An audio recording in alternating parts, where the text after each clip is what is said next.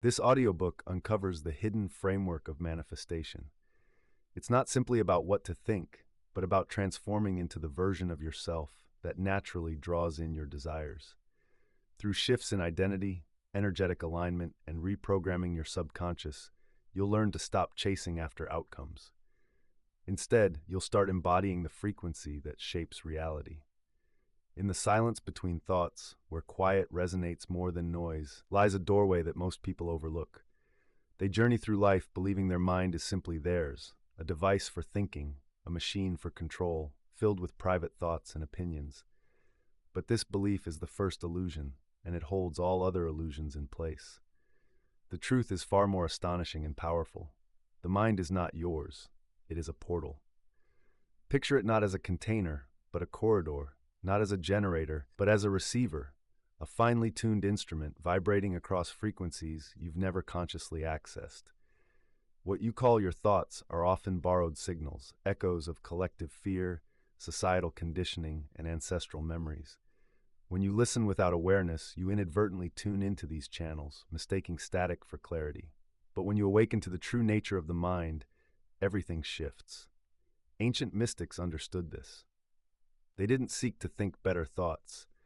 They trained their awareness to rise above the mental noise and connect to deeper wavelengths. They perceived the mind as a bridge to something vast, the field, the infinite, the source. Through this bridge, reality was not only experienced, it was molded. In 1931 Berlin, there was a violinist named Amal Hartmann. By most standards, he wasn't extraordinary. He played well but lacked passion. That changed one morning under a willow tree in the Tiergarten Park. Overcome by thoughts of failure, he surrendered to silence, not through discipline, but exhaustion. From that stillness emerged a melody, fresh and alive, not from memory, but from elsewhere entirely. Emil grabbed his journal and began to write down the composition that flowed out. It would become his first masterpiece. Critics praised it as divinely inspired, but Emil understood the truth. He hadn't composed it. He had received it. What happened to Emil wasn't a miracle. It was a glimpse into the portal, a rare moment when the static faded and the true signal shone through. When you start to view your mind as a portal, you stop trying to force change solely through effort. You come to understand that your task isn't to think harder, but to tune in deeper, aligning your awareness like a dial. This way, you become the open channel through which the unseen transforms into the seen. Here is where manifestation truly begins, not from the surface of your mind, but from the depths beneath it. The profound realization is this: your thoughts aren't the source of creation. They are merely the signals of your current state. Change that state, and the entire broadcast of your life shifts. Tonight, before you go to sleep, find a moment to sit in silence. Ask no questions, offer no affirmations. Simply allow your mind to still, as if waiting for a message.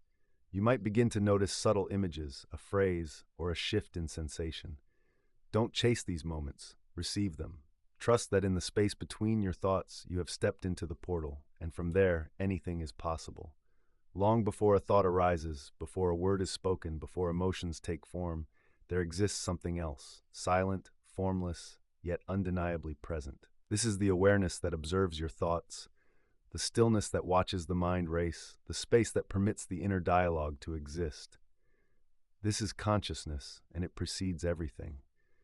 Most people live backward, believing that thought creates awareness, thinking they must think in order to know, to be, to exist. But in reality, it is consciousness that brings forth thought. Thought is the ripple, while consciousness is the ocean. Just as the ocean remains unaffected by the waves, consciousness remains untouched by the thoughts that drift through it. There was a woman named Lillian Foster in 1946 who worked as a nurse in a quiet coastal town in Maine. She was renowned for her calmness during crises, her warmth in silence, and her clarity when others were in panic. When asked how she remained so grounded, she simply stated, "I listen before I speak." More importantly, she added, "I feel before I think." This wasn't about being emotionally impulsive. It meant she connected to the moment from a place deeper than words. She didn't live from thoughts. She lived from presence. One morning, a child was rushed in after a boating accident. The other nurses froze, overwhelmed by the severity of the injuries. But Lillian, without uttering a word, sprang into action with precision and calm. Later, doctors remarked that the child's chances of survival were nearly impossible. Yet it was Lillian's presence that anchored the entire room, not her thoughts. When you operate from a place of consciousness before thoughts arise, something remarkable occurs. Life seems to slow down, patterns become apparent, and your reactions soften. There's no urgency because you're no longer trying to flee from the present filled with mental chatter. You are fully present in it. From this stillness, reality responds clearly. Consciousness isn't a byproduct of the brain. Rather, it's the backdrop of the brain's activity. It doesn't come from thinking. Instead, it's what thoughts emerge from. This represents a significant shift that transforms manifestation from the inside out. If you attempt to think your way into a new life, you remain trapped in old patterns. However, when you settle into consciousness, you move past the noise and connect with the source of all creation. Tonight, before reacting to a thought, take a moment to pause. Notice it, feel the silence beneath it, and allow yourself to recognize your awareness of awareness. You'll find that the thought dissipates, but the awareness remains. This awareness is your true power. It existed before your name, your story, and before your mind learned to think. The profound truth is that you don't manifest through thoughts. You manifest through consciousness. Thoughts are merely tools, but it's the consciousness wielding them that shapes your life. When you transition from being consumed by thoughts to resting in awareness, reality begins to align with the one who observes, not just the one who articulates. There is no separation. What you perceive, what you experience, and what you call reality is simply a projection of your inner state onto the world. It isn't personal, yet it is exact. It mirrors not what you claim to believe, but what you genuinely hold inside. Your reality isn't shaped by others or random chance. It's a perfectly polished mirror reflecting your innermost frequency. Many people navigate life believing their circumstances exist separately from their consciousness. They view reality as objective, seeing events as merely occurring, thinking life is something to react to. This, however, is a grand illusion. The world outside you is molded by what exists within you. When your thoughts, emotions, and identity shift, the mirror presents a different image, not because the world has changed, but because you have. In 1929, a man named Harold Green ran a tailor shop in downtown Detroit. For years, he lamented difficult customers, sluggish business, and constant setbacks. His days were filled with frustration, and it showed. He would break things, machines would jam, and he always blamed the economy or others, never pausing to question what he brought to the table. One morning, after yet another client argument, he sat in the stillness of his shop, feeling exhausted and ashamed. In that silence, a realization hit him. Every issue mirrored his own inner turmoil. It wasn't them, it was him. From that moment on, Harold decided to change. Before opening the doors, he would stand in the back room, breathe deeply, and envision himself as calm, gracious, and at peace. He infused that energy into every stitch and conversation. Within weeks, the clientele transformed, with friendlier faces and smoother interactions. Word spread and his shop thrived, yet the neighborhood remained unchanged. Harold had shifted, and the mirror of his life reflected that change. You need to understand that the mirror doesn't deceive. It doesn't judge. It merely reflects. If there's chaos around you, look within. If you're facing rejection, ask yourself what part of you is still rejecting yourself. If life feels burdensome, examine the weight of your thoughts. This isn't about blame. It's about liberation. If the world mirrors you, you hold the power to change that reflection by changing the source. Tonight, observe your world as a reflection. Walk through your home, your relationships, your job, not as separate entities, but as mirrors of your beliefs. Notice the patterns, how people talk to you, how opportunities come or don't. Then go within. Change the tone, shift the frequency, and the mirror must respond.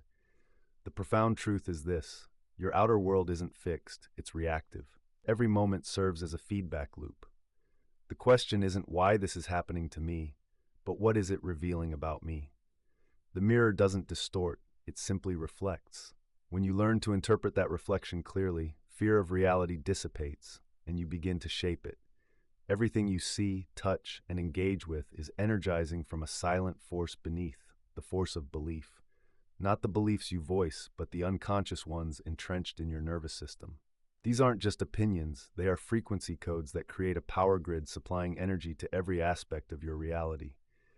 Picture your life as a city shimmering at night, where every belief acts as a power line running from the center of your consciousness to various areas: money, relationships, health, identity. If a belief stands strong, when our beliefs are fractured or outdated, the light within us flickers or goes out completely. Most people try to fix what's outside, without realizing that the real blackout is happening within.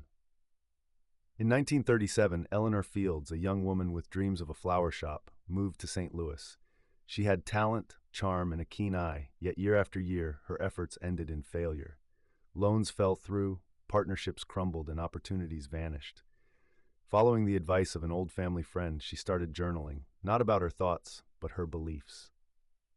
She wrote down everything she believed about success, money, and self-worth. One entry hit her hard. People like me don't get to have nice things. It wasn't just a thought. It was a deep-rooted belief, passed down from her childhood like a family treasure. As long as that belief lived inside her, no amount of planning or action could change her situation. Her power was short-circuited. In the weeks that followed, Eleanor undertook the gradual process of rewiring her beliefs. Each day, she wrote down a new belief. It is safe to thrive. My beauty is valuable. I am allowed to receive. These were more than affirmations. They were commands for her nervous system. Initially, it fought back. Decades of ingrained patterns don't fade overnight. But she persisted, breathing those beliefs into her body, speaking them to her reflection, and living them out in small, brave ways. By spring, a shopkeeper on Main Street unexpectedly offered her a sublease for a fully equipped florist's shop. Within a year, her business was thriving, but the true transformation had taken place months earlier when she rewired her internal grid and reignited her potential. What you believe empowers you, while what you deny disconnects you. Beliefs are active forces. They can energize or drain you, brighten or darken your experience. The world doesn't just respond to your desires, it reacts to what you truly believe you deserve. Tonight, take a moment to reflect. Walk through your life like it's a city. Identify where the lights are off, where things feel off track. Then, trace the wires back. What belief is fueling that darkness, and what new belief can restore its light? Remember, the quality of your life isn't solely determined by your efforts, but by the strength of your internal wiring. Shift the belief and watch the grid come alive. Behind every event, coincidence, delay, and breakthrough lies a hidden design, not etched in ink or stone, but coded within you. The vibrational structure of your consciousness allows you to experience situations as if they're random or predetermined. Yet the reality is that each one reveals itself according to a hidden blueprint you carry within you at all times. You cannot perceive this blueprint with your eyes, but you can sense it in the patterns that keep repeating, in the way certain people resonate with your deepest fears or uplift your quiet aspirations. Many confuse this for fate, luck, or the whims of the world, but it's neither. It's your energetic blueprint manifesting outward. In 1942, a man named Walter Briggs worked as a train conductor in Ohio, living a routine life marked by the same route and schedule, accompanied by a sense of quiet dissatisfaction. He longed for something more but couldn't articulate it.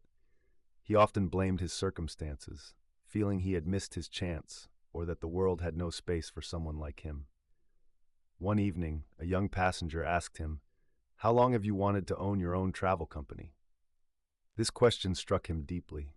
He had never voiced it, but the truth resided within him. That night, Walter retraced his life, reflecting on every unusual path he had taken, every lost job before becoming a conductor, and every conversation he'd shared with travelers. Every element pointed toward one direction. A blueprint was in motion that he hadn't recognized yet. From then on, he began to perceive his circumstances not as barriers, but as guidance. He searched for the patterns beneath the noise. When his train was redirected through a new city, he inquired, made connections, and took notes. Within 2 years, he launched a small travel office, and by the end of the decade, Briggs & Company blossomed into a regional tour business. You need to grasp that circumstances are not random. They are invitations. Every challenge, delay, or detour contains valuable insights. If you react unconsciously, you'll get stuck in a loop. If you respond with awareness, the blueprint will reveal itself. The universe isn't there to punish or reward. It's simply waiting for you to acknowledge the map that is already unfolding in your life. This map is shaped not only by desire, but also by alignment. When your inner vibe shifts, the blueprint refreshes and doors that once were hidden start to sparkle into view, transforming chaos into beautiful, sacred clarity. Tonight, don't fixate on what's happening to you. Consider what is unfolding through you. Reflect on your recent experiences and ask yourself, if this isn't a problem, what is it guiding you toward? If this isn't random, then what is it?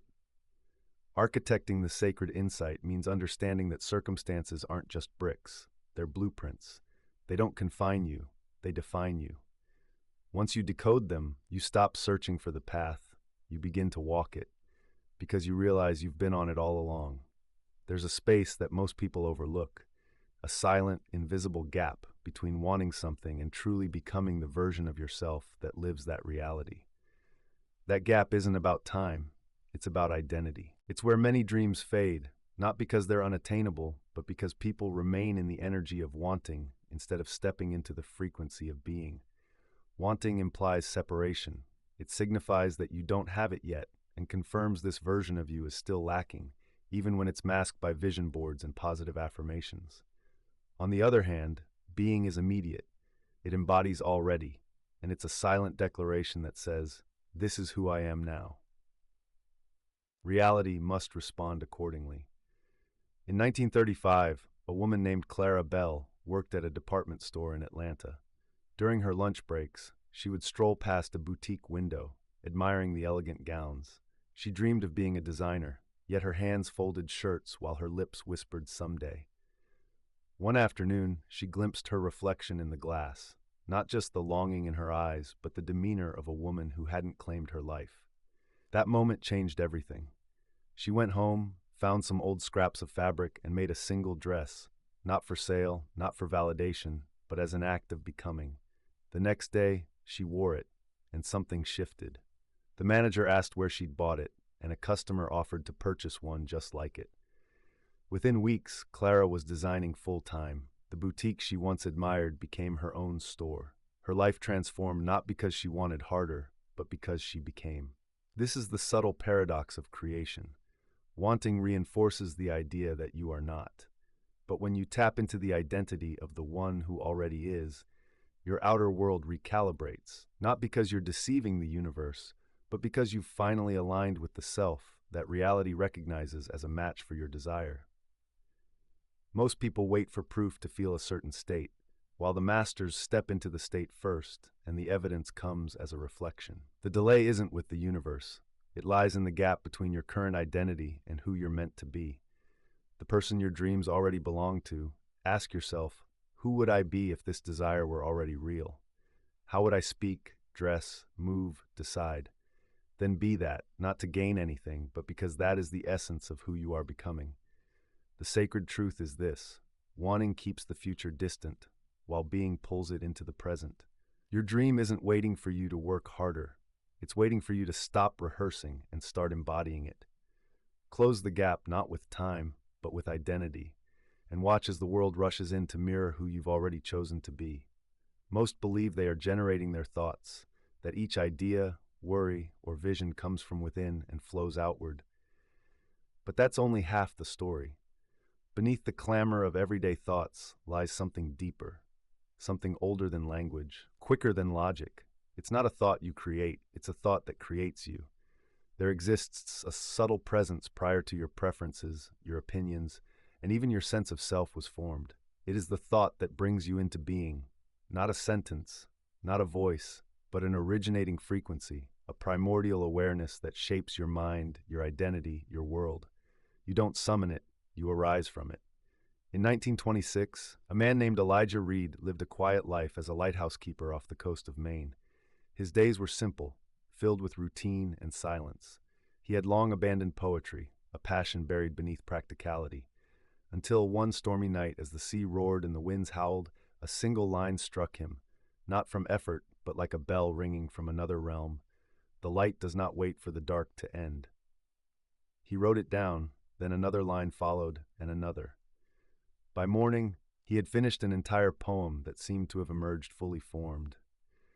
When he shared it with a passing traveler weeks later, that traveler sent it to a literary journal in New York. Months later, Elijah's forgotten name lit up conversations among scholars and artists.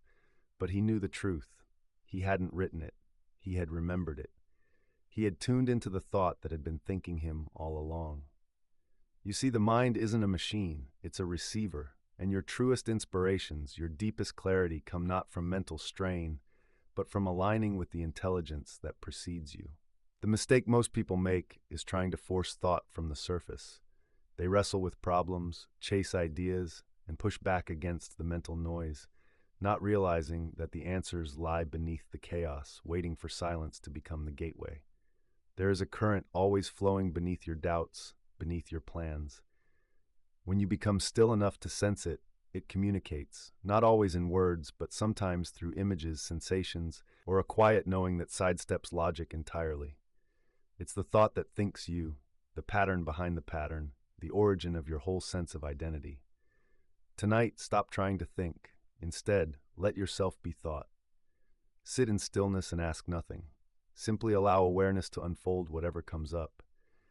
Receive it not as something you've worked for, but as a gift from the source that knows your name without needing to say it. The sacred insight is this: you are not the thinker. You are being thought into existence by a consciousness so vast it doesn't require your permission to create miracles. All it needs is your willingness to listen. Intention is powerful. It gives direction, sets focus, and clarifies what you want to experience. But intention alone isn't enough. You can desire, affirm, and visualize all day long, yet still find yourself stuck in the same patterns. Why?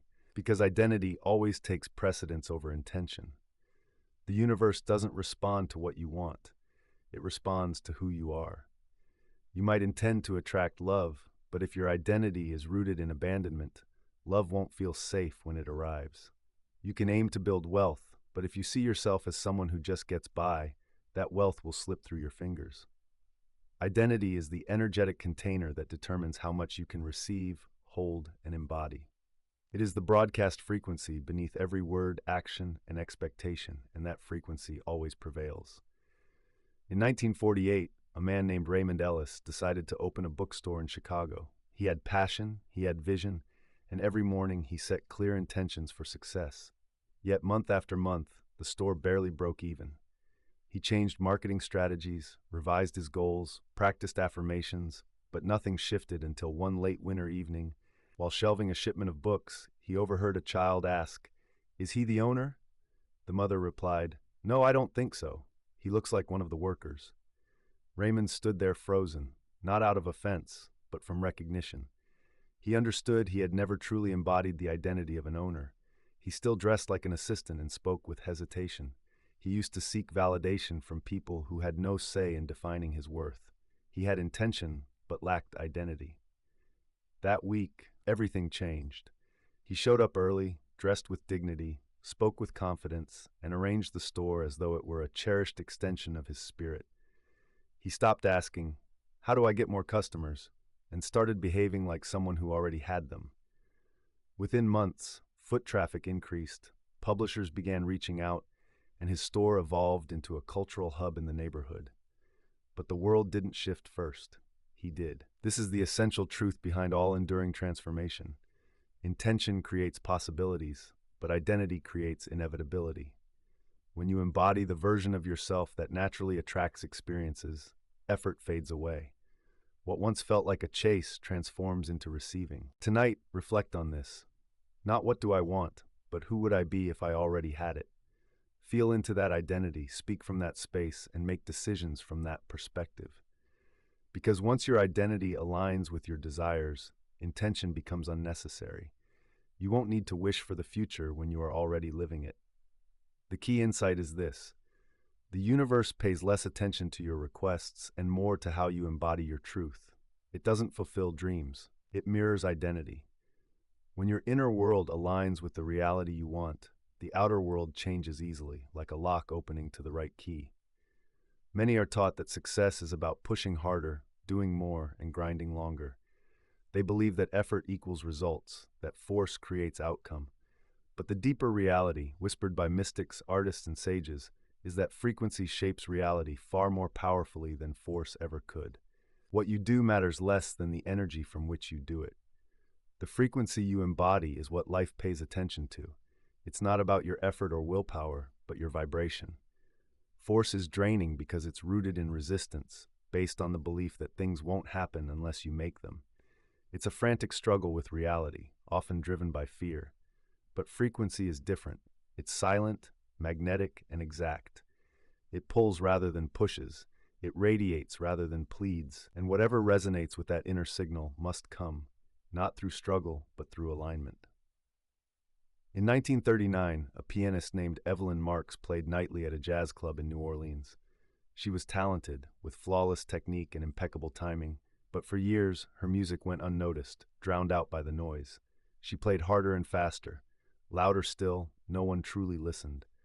One night, feeling frustrated and drained, she showed up at the club with nothing left to prove.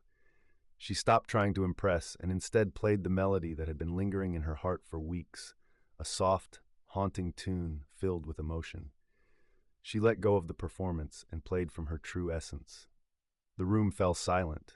Conversations halted, glasses froze midair, and the air thickened with awe. For the first time, Evelyn wasn't forcing the notes. She became the music. Her frequency shifted, and so did the world around her. Within a month, she was invited to record her first album, but this transformation didn't stem from doing more. It came from being different. Force manipulates, but frequency aligns. Force attempts to bend the world to your will, while frequency allows the world to adjust to your essence. Ironically, when you stop pushing, everything you once chased begins to arrive because it finally has a place to land. Understand this: the universe isn't mechanical, it's vibrational. It doesn't hear your plans, it feels your energy. When your frequency conveys trust, outcomes align around you. When it expresses a need to convince, that need falls away. When it declares it's already mine, resistance fades, and what you previously fought for comes effortlessly. Tonight, pause before you act. Instead of asking what you should do, ask yourself what state you are in.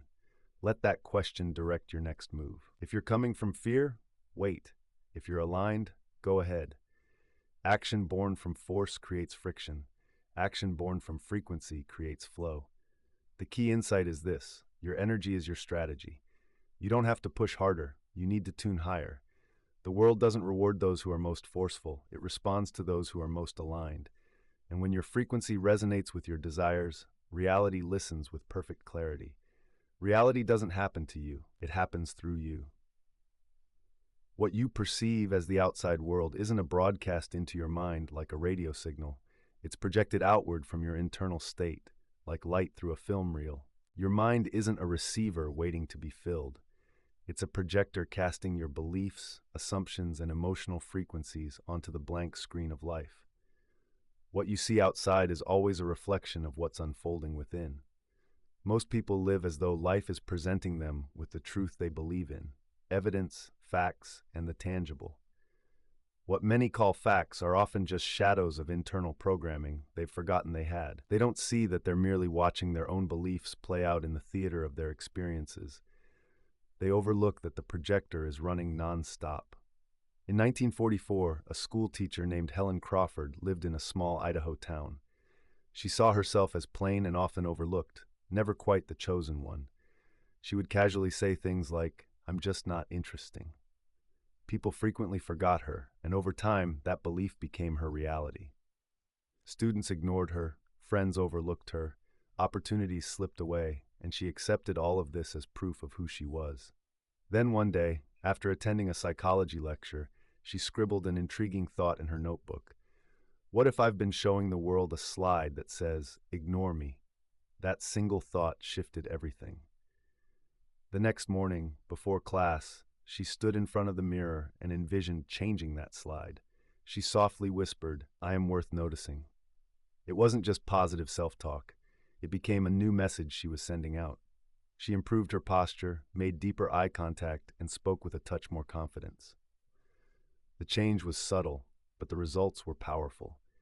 By week's end, students were eager to participate. Her supervisor praised her lesson plan, and an old friend called her out of the blue. Nothing had changed around her except for the film she was projecting. This is the incredible power most people overlook. They try to fix what's on the screen when they should really be changing what's being projected. They argue with their reality instead of adjusting the frequency behind it. But once you realize the mind is the projector, you stop pleading for reality to shift. You start changing the images being cast. Tonight, take a moment to reflect. What slides are you unknowingly projecting? What beliefs are lurking in the background? If your life were a movie, what script is it based on, and who authored it? The profound truth is this: reality isn't merely shown to you, it's shown from you. When you change the film in the projector, the story evolves, characters act differently, the setting shifts, and life begins to mirror not what it has been, but who you've chosen to become. Look inward, adjust the light, and project something beautiful. Beliefs aren't just thoughts you repeat. They live much deeper. They're woven into the very fabric of your nervous system, embedded in who you are. Emotional responses are coded in your posture, your tone of voice, and your daily habits. Many people try to change their lives by altering their thoughts, but the true work starts with understanding where beliefs are stored and how to access them. You don't think your way into beliefs, you feel your way into them. Beliefs are shaped by repeated emotional experiences, especially during moments of vulnerability, fear, or deep joy. The body records those feelings, while the subconscious keeps those conclusions. Over time, those conclusions form your baseline, your inner reality, and the world ends up reflecting them back at you. Back in 1933, a boy named Samuel Cole lived on a farm in Kansas. One summer, after a hailstorm ruined the family's crops, he overheard his father curse the land, saying, "Nothing good ever stays in our hands." Samuel didn't think much of it then, but something inside him tightened. A subtle agreement was made. When he grew up, Samuel had become a skilled carpenter, yet every time success approached, whether it was a contract, a promising deal, or a chance to expand, something would fall apart. A delay, a misstep, or a sudden cancellation. It felt like life itself was conspiring to take things away from him. It wasn't until his 40s, after talking with a traveling spiritual teacher, that Samuel revisited that moment in the barn. He didn't just recall the words, he felt them in his body, the heaviness, the ache, and the silent belief he didn't know he had. Nothing good stays. That belief wasn't just in his mind, it was embedded in his nervous system, triggered every time joy or abundance got too close. Healing began when he stopped resisting the pattern and started feeling it. Each day, he practiced holding the sensation of having and keeping something good. He breathed into the discomfort and rewired the emotional loop. Within a year, his business stabilized, his relationships deepened, and for the first time, he felt safe being happy. Beliefs don't exist in words. They thrive in repetition. They're reflected in how you walk into a room, how you accept compliments, and how you manage silence. They live in the responses you don't question, in the stories you tell without realizing you're telling them. Tonight, don't ask yourself what you believe. Ask your body. Observe what happens when you envision doubling your income, finding deep love, or being fully seen. Does your chest open or close? Your stomach reacts. That's where your beliefs reside. Here's the insight. Your mind holds ideas, but your body holds truth. Without changing the emotional wiring that supports your beliefs, affirmations won't take hold. Go deeper to where real beliefs are stored, not just on the surface, but in the sensations you've never examined. That's where transformation begins. Much of what you think is you isn't truly yours. The beliefs you carry, the fears you feel, your responses to life, many of these were never consciously chosen. They were absorbed, layer by layer. The mind is formed not in isolation, but through the inheritance of your parents, culture, and early surroundings. Each day, you're not waking up in a blank slate. You're waking up in an echo chamber filled with voices that aren't entirely your own. Children don't absorb beliefs through explanations. They learn through emotions, tones, and repeated exposure. A mother who sighs at the bills teaches scarcity without saying a word. A father who stiffens at the mention of dreams instills the notion that ambition is dangerous. A culture that praises conformity while punishing authenticity writes invisible rules in our subconscious, rules that dictate behavior long after we forget them. In 1928, a girl named Florence Bell grew up in a strict religious home in Mississippi. Her parents, though kind, were deeply fearful. They often warned her of the dangers of pride, the sin of wanting too much, and the shame of standing out. Florence learned early on to shrink herself. She was bright, curious, and imaginative, yet kept her thoughts, dreams, and brilliance hidden in polite silence. By the time she turned 30, she had become everything her upbringing applauded: modest, obedient, and utterly lost. It wasn't until she moved to New York and met a group of writers that something within her stirred. They spoke freely and questioned everything, living in a way that made her realize how small her inner world had become. One evening, after a conversation about freedom, she stood in front of a mirror for an hour, saying nothing, doing nothing, just asking herself, "Who am I when no one is watching?" That question unraveled everything. For weeks, she journaled, not what she believed, but where those beliefs came from. She traced her fears back to her mother's caution, her discomfort with money back to her father's anxieties, and her silence back to a teacher who had once mocked her. Curiosity led her to reclaim each belief, tracing it back to its origin, not out of blame, but recognition. This journey is about clearing your mental space, distinguishing the truth from the distractions. Not every thought belongs to you. Many were passed down by others who were just repeating what they learned. Tonight, gently reflect on this. What beliefs do I hold that might not be mine? Where did I pick up the idea that love has to hurt, joy must be earned, or success comes at a cost to my peace? Dig deep, not to judge where this comes from, but to liberate yourself from its lingering effects. The crucial realization is that the inherited mindset can only dictate your life if you confuse it with your identity. But once you recognize the echo for what it is, a door swings open, revealing your true self, unwritten, unbound, ready to generate your own thoughts. The shelves of bookstores overflow with techniques, vision boards, scripting, affirmations, and candle rituals, each promising transformation filled with hope and urgency. Yet for many, these methods fall flat, not due to their flaws, but because the mindset behind them is misaligned. You can't deceive the universe with words while submerged in doubt. You can't plaster over a belief system that insists this isn't meant for you. The effectiveness of any technique hinges on the identity and energy driving it. Most manifestations fail not from lack of effort, but from an overabundance of fear. The rituals turn into frantic attempts to control reality. Affirmations are murmured from a place of unworthiness, and visualizations are clouded by a lingering disbelief. So, regardless of how refined the practice may be, the outcome is often delay, confusion, or silence, because the energy behind the method always resonates louder than the method itself. In 1941, a man named Robert Ames explored every manifesting trend available. He wore good luck charms, repeated prosperity phrases before sleeping, and meticulously followed full moon rituals, yet his financial situation grew increasingly dire. After yet another unsuccessful attempt to secure a loan, he sat at his desk and confronted a question he had long avoided. Why did he need all these rituals to feel worthy of abundance? That question shattered his illusions. He realized he had never believed that abundance was a natural state. He thought he needed to plead for it, embellish it with candles and spells, and prove himself to an unseen force. Techniques were grounded in a sense of inner lack. They weren't true tools, but distractions.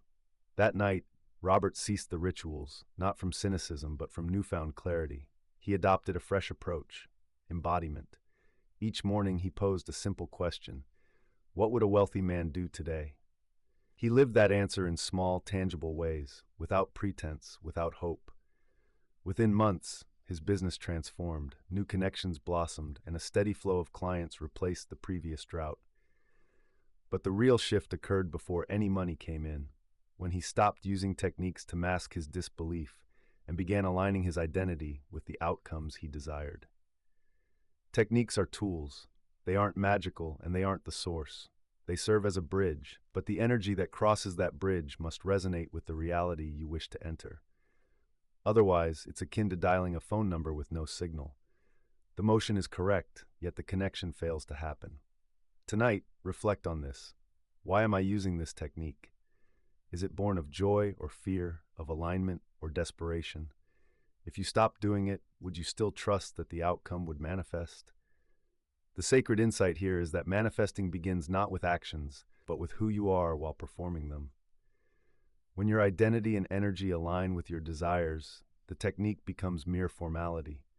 However, when they don't, the universe doesn't hear your words. It senses your doubt. There's a voice within you that speaks, not always loudly, but always present. It questions your worth, doubts your decisions, rewinds your past, and predicts your failures even before you start. This is the inner critic, and it's not the voice of truth. It's the echo of past pain, stored fears, and inherited limitations. Yet most people spend their lives mistaking it for guidance. The inner critic whispers, wrapping its words in logic. It claims to be realistic and protective, resonating with familiarity, even parental tones. It emerged in childhood, often shaped by fragments of unmet expectations, disapproving looks, and moments when love felt conditional. The inner critic wasn't created to harm you. It was meant to help you survive. But survival is not the same as creation. Once in 1930, a seamstress named Ada Bennett toiled in a small tailoring shop in Boston. She was meticulous, gifted, and quietly harbored dreams of launching her own fashion line. Yet, every time she sketched a design, a voice would rise within her, asking, "Who do you think you are?" It wasn't her voice. It felt like her late aunt's voice, the one who raised her with strict rules and little praise. That voice had become her limit. One afternoon, a traveling artist visited the shop and complimented a simple pattern Ada had created. She brushed it off, downplaying her work, but the artist paused and asked, "Was that you just now, or someone else still living in your head?" The question lingered with her that night. Ada wrote a letter, not to the artist, but to that critical voice. She addressed it directly, saying, "You helped me once. You kept me cautious, but I'm not a child anymore. I don't need a protector who uses shame to hold me back." She read the letter aloud by candlelight and felt something shift. In the weeks that followed, Ada began to replace that voice, gently and intentionally. Every time the critic arose, she responded, not with argument, but with clarity. "That's not my truth anymore." Gradually, a new voice started to emerge, not a delusion, but a grounded inner guide, a quiet encourager. Her business began to grow, first slowly, then steadily. For the first time in her life, Ada walked without apologizing for her brilliance. The inner critic can't be defeated with anger or suppression. It must be recognized and understood, then replaced, not with blind positivity, but with authentic truth. It's not your enemy, it's a relic. Once you stop confusing it with your voice, it loses its power. Tonight, take a moment to sit in stillness and listen, not to argue, but to observe. What is that voice saying? Whose voice does it remind you of? Then, write a new response and speak a new truth. Train your mind to hear you. Here's the sacred insight. While the critic may have helped you survive, it can't help you thrive. Only the voice of your future can do that, and it's been waiting for you to speak up. Many think of the subconscious as a locked vault deep within, a mysterious chamber storing secrets and forgotten memories. But this idea is misleading. The subconscious isn't just a passive container. It's active and dynamic. It's a script that's being read, acted out, and projected onto your reality every single day. Whether you're aware of it or not, your life follows the lines it has written.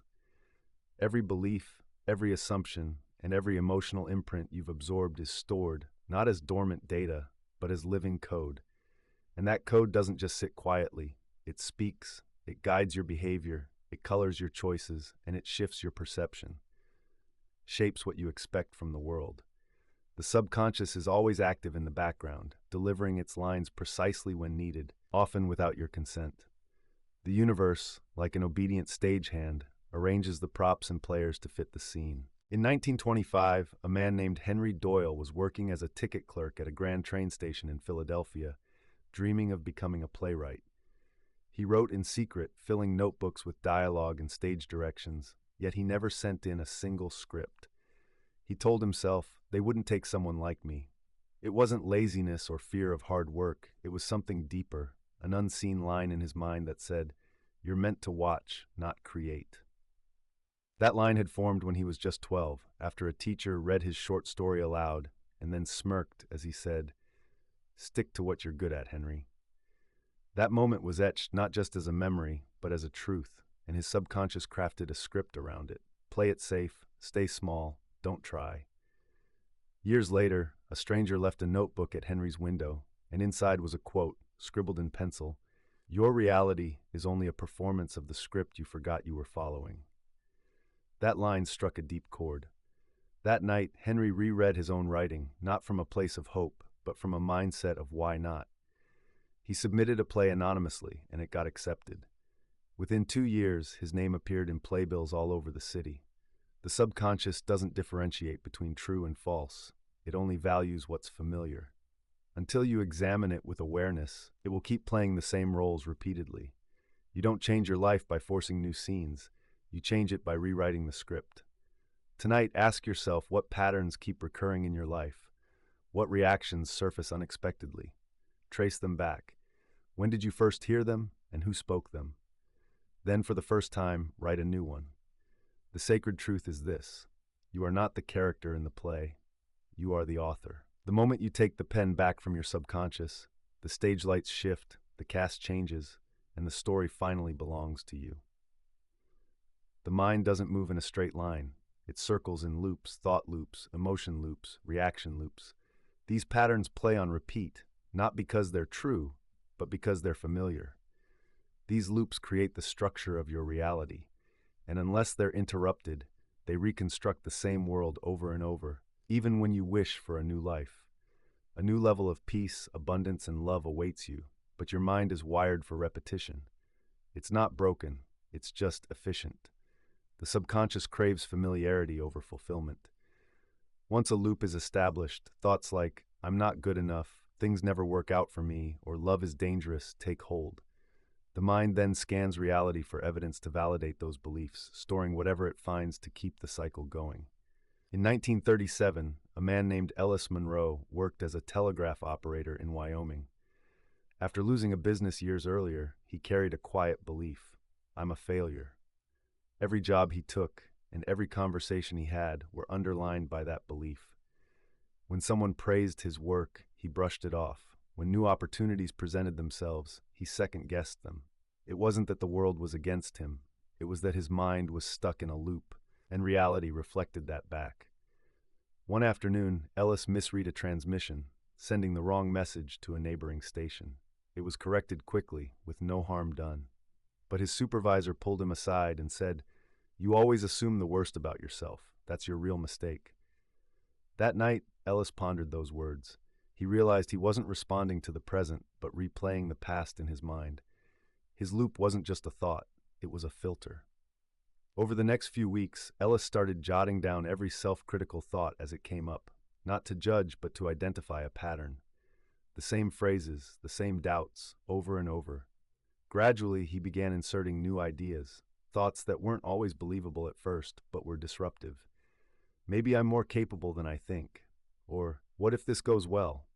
The loops didn't vanish overnight, but they began to shift, and as they did, so did his life. Here's the truth most people overlook.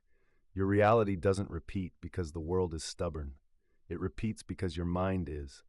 Each time you feed the loop with the same reaction, you reinforce the very version of life you're trying to escape. So tonight, observe your thoughts like a silent spectator. Which ones keep coming back, no matter what's happening? Which ones show up before anything goes wrong? Those are your loops, and they aren't prophecies, they're programming. The vital insight is this: the moment you recognize the loop, you create a gap.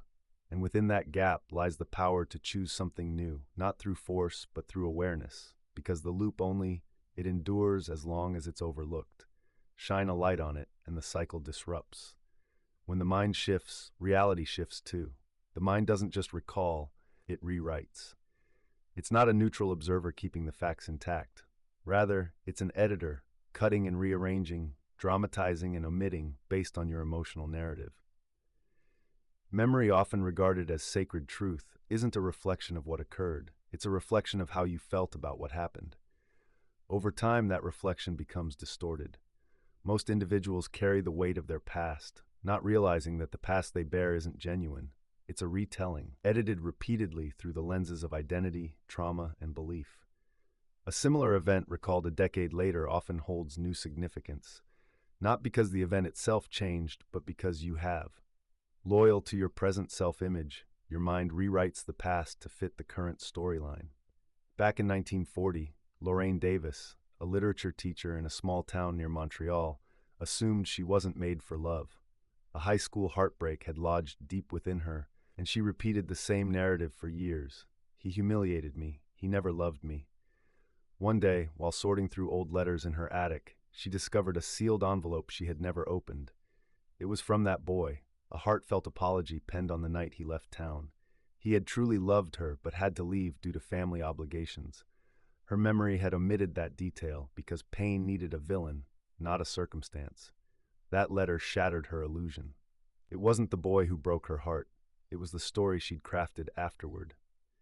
The real wound was not rejection, but the belief born from it. I am not lovable. Her mind had shaped reality to support that belief, and she lived within that narrative for over 20 years. Your mind safeguards you by molding memory to align with your current emotions, emphasizing moments of fear if you live in anxiety and dimming moments of joy if joy feels threatening. It's not intending to mislead, it seeks to protect your identity. However, preservation doesn't mean growth. To evolve, you must confront the edited version of your past. Tonight, revisit a memory that has shaped you, particularly one that still stings. Ask yourself, what assumptions am I making about this? What details might I have overlooked? What might someone else, not clouded by my emotions, have observed? Not to excuse, but to broaden your perspective, because healing doesn't come from forgetting. Your past can change when you see it in a new light. The key insight is that your past isn't set in stone, it's flexible. The mind that once kept you safe with its careful edits can also free you with new perspectives. You're no longer shackled by the history your mind has crafted. You are the author now. With awareness, you can rewrite your story until it no longer brings pain when you think of it. Not every memory is a thought. Some reside in the body. A room can feel heavy for no apparent reason. A voice can provoke a sadness you can't explain. A scent can transport you back in time. This is emotional memory. It bypasses logic, disregards reason, and communicates through feelings. It's the residue left by experiences the mind was unable to process, but the body never forgot. Many people believe they're reacting to the present, but often they're responding to the lingering energy of the past. This residue isn't visible, but it's very real. It's in the way your chest tightens when someone raises their voice, even when there's no intent to harm. It's in the way you wince at kindness, because in the past, kindness may have come with betrayal. These reactions aren't random. They're echoes of what has been. In 1931, a man named Thomas Weller worked as a bank clerk in Illinois. He was diligent and polite, always composed on the surface, but inside he was gripped by quiet panic. He dreaded making mistakes, even the minor ones. When a pen slipped from his desk, his body tensed. When someone asked him a simple question, his hands became clammy. No one else saw it, but Thomas was acutely aware, and he despised it. One evening, while sorting through old files, he found a childhood drawing hidden between two sheets of paper. It was his, a messy crayon sketch of a house and family. On the back, in careful handwriting, were the words, "Sloppy, do it again." Those words came from his father. In that moment, everything clicked. Thomas's fear of mistakes didn't originate in the bank. It originated in that living room decades earlier, where perfection equaled love. The criticism had long faded, but the energetic imprint remained. That night, instead of trying to fix himself, Thomas chose a different approach. He sat in silence and allowed the sensations to surface. The tightness, the tension, the trembling. Rather than pushing them away, he embraced them, creating space for emotions that had never been acknowledged. He didn't analyze, he simply honored the feelings, and slowly something began to loosen. You see, emotional memory doesn't dissipate through thought, it fades through presence. By witnessing and allowing your body to finally release what it has been carrying, you can let go of the energetic residue that lingers only when it goes unacknowledged. When you stop trying to erase it and start letting it flow, it dissolves. Tonight, focus not on your thoughts, but on what you feel in your body. Where is the tightness? What emotion resides there? Don't rush to label it, just feel it, breathe with it, and let it express itself. The crucial insight is that the body keeps the score, not to punish you, but to complete the story. Every unprocessed emotion seeks to be seen, felt, and freed. You don't have to relive the pain, but you must reclaim the part of you that got left behind in it. Because once that residue lifts, the present becomes yours to live fully, not just to survive. There's a strange comfort in pain that you've known for a long time, a quiet pull in suffering that feels familiar. Not because it brings joy, but because it feels safe, predictable, understandable. It's the ache that fades into background noise, the sadness you can manage, the fear that stays within your control. Most people don't remain in suffering because they want to. They stay because it feels like home. The mind prefers the known, even when it hurts. It would rather endure a familiar pain than risk the uncertainty of something new. Joy feels unstable, peace feels strange, and freedom feels threatening when your nervous system is wired to survive. So, the very things that could set you free seem suspicious, and the suffering you long to escape becomes your security blanket. In 1938, a woman named Beatrice Langley lived in a quiet town in Vermont. She had lost her fiancé 10 years earlier, and since then, her life had turned into a ritual of quiet sorrow. Every morning, she walked the same path, read the same letters, and lit the same candle by his photograph. Her friends urged her to move on, but Beatrice couldn't, not because she didn't want happiness, but because grief had become her identity. Letting go felt like letting him go, and beneath that lay a deeper fear. Who am I if I'm not grieving? One spring, a neighbor's child wandered into her garden and innocently asked, "Why do you always look so sad when the flowers bloom?" That question struck her deeply. She realized she hadn't felt the sun on her face in years, not because it hadn't shone, but because she hadn't allowed it. She made a choice to experience it that evening for the first time. Instead of lighting the candle, she chose to sit in the garden. The silence that surrounded her was frightening, not because it was empty, but because it was unfamiliar. You see, suffering can be tempting because it gives you a role to play, a sense of certainty. However, healing means stepping into the unknown, letting go of the story you've held onto for so long that you've forgotten it was a choice. It means accepting peace, even when it feels like a stranger. Tonight, reflect on what pain you've clung to, not because you cherish it, but because you recognize it. What emotional pattern seems safer than the possibility of joy? Pay attention to how your body responds to change, not through logic, but through sensation. That resistance you feel isn't a sign of weakness, it's just your wiring. Here's the insight. Familiar suffering isn't the truth, it's mere repetition. The moment you decide to embrace discomfort in joy instead of comfort in pain, you start to change the narrative. It won't happen instantly or perfectly, but it will be brave. You don't need to validate your worth through suffering. You just need to remember that peace isn't a reward. It's your original state, the one you've forgotten, patiently waiting for you to return. Sometimes it doesn't appear as a prison. Sometimes it looks like routine, predictability, or quiet days where nothing changes. Not because everything is flawless, but because everything feels safe. The comfort zone calls to you with familiarity, offering control, repetition, and the illusion of peace. Yet over time, that illusion becomes hardened walls, and what once felt secure turns into a cage. The comfort zone isn't truly comfortable because it brings joy. It feels safe because it shields you from risk, failure, exposure, and uncertainty. It encourages you to settle for less, not because you aren't worthy of more, but because you fear what comes next. Slowly, your dreams don't die from rejection, they suffocate in stillness. In 1932, a man named Everett Shaw owned a small barber shop in Indiana. Each day was a mirror of the last, open at dawn, close at dusk, cut and repeat. Yet Everett had once aspired to be a photographer. In his youth, he captured moments of strangers and landscapes, envisioning galleries and publications. But as time passed, the shop became his excuse. He'd say, "The town needs me. This is stable." And while he earned respect, there was a dullness behind his smile, a quiet realization that he had exchanged purpose for predictability. One afternoon, a traveler walked into his shop with a camera hanging from his shoulder. As he trimmed the man's hair, Everett asked him about his adventures, the sights he'd seen, and the people he had captured on film. As the traveler left, he handed Everett a small photograph and remarked, "Don't wait until you have nothing left to risk. The door's always been open. You've just stopped walking through it." That night, Everett pulled out the box containing his old camera, which had gathered dust for decades. His hands shook, not from age, but from fear, not of failure, but of awakening. You see, the comfort zone isn't about physical boundaries, it's about energetic ones. It's the space where you convince yourself that you have enough, even when your soul knows better.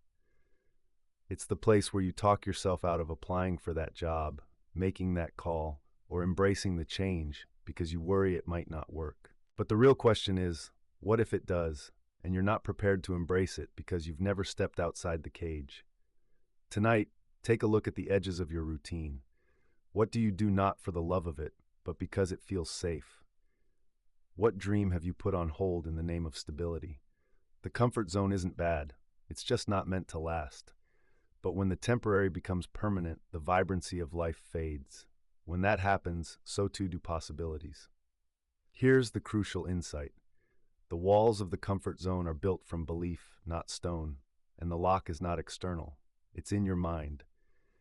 You don't need to tear it down. You just need to step beyond it, one hesitant decision at a time. Because on the other side of that cage, there's not danger. There's the life you keep saying you want, just waiting for you to reach for the key. Your thoughts aren't random. They're rituals, tiny coded signals that train your nervous system to expect life a certain way. Each thought sends out a signal, not just to your body, but to the universe itself. Most of these thoughts are old hand-me-downs from childhood, repeated patterns from past wounds, echoes of voices you've never chosen to internalize. But here's the real revelation. Most people don't realize that thoughts can be upgraded. When you change your dominant thought patterns, your life starts to shift. An unexamined thought isn't just a phrase, it's a spell. Repeat it often enough and it becomes a belief. That belief shapes your behavior, which forms a pattern, and that pattern becomes your life. Yet it all began with a thought that once seemed harmless. Every day at the bakery in Portland, she whispered to herself, "Just don't mess up." As she worked with the dough and monitored the temperatures, it felt harmless. But over time, even a slight error, a burnt edge or a crooked cut, made her body clench with shame. One morning after burning a tray of bread, she muttered, "I always ruin things." Those words hit her hard, not because they were true, but because she had never questioned them. Later that night, she took out a notebook and pondered, "What thoughts am I running through my mind every day?" The list she wrote was sobering. "I'm not good enough. I'm always behind. People forget me." Reading it aloud brought tears to her eyes, not from the pain of the words, but because they had been controlling her life without her consent. Elsie began a simple daily practice. Each morning, before speaking to anyone, she picked one thought to change, just one. "I always ruin things" transformed into "every mistake makes me better," and "people forget me" became "I leave a mark wherever I go." She wrote these new affirmations on a card, took it with her, and whispered it to the dough. Initially, it felt like a lie, but the body doesn't care about truth. It cares about repetition. Within months, Elsie moved from the back of the bakery to designing recipes for the storefront window. Her energy shifted, and so did her outcomes. The ritual is straightforward. Spot a negative thought, upgrade it, and repeat. This isn't about enforcing belief, but presenting your mind with a fresh possibility, one it has never explored, one that allows for growth.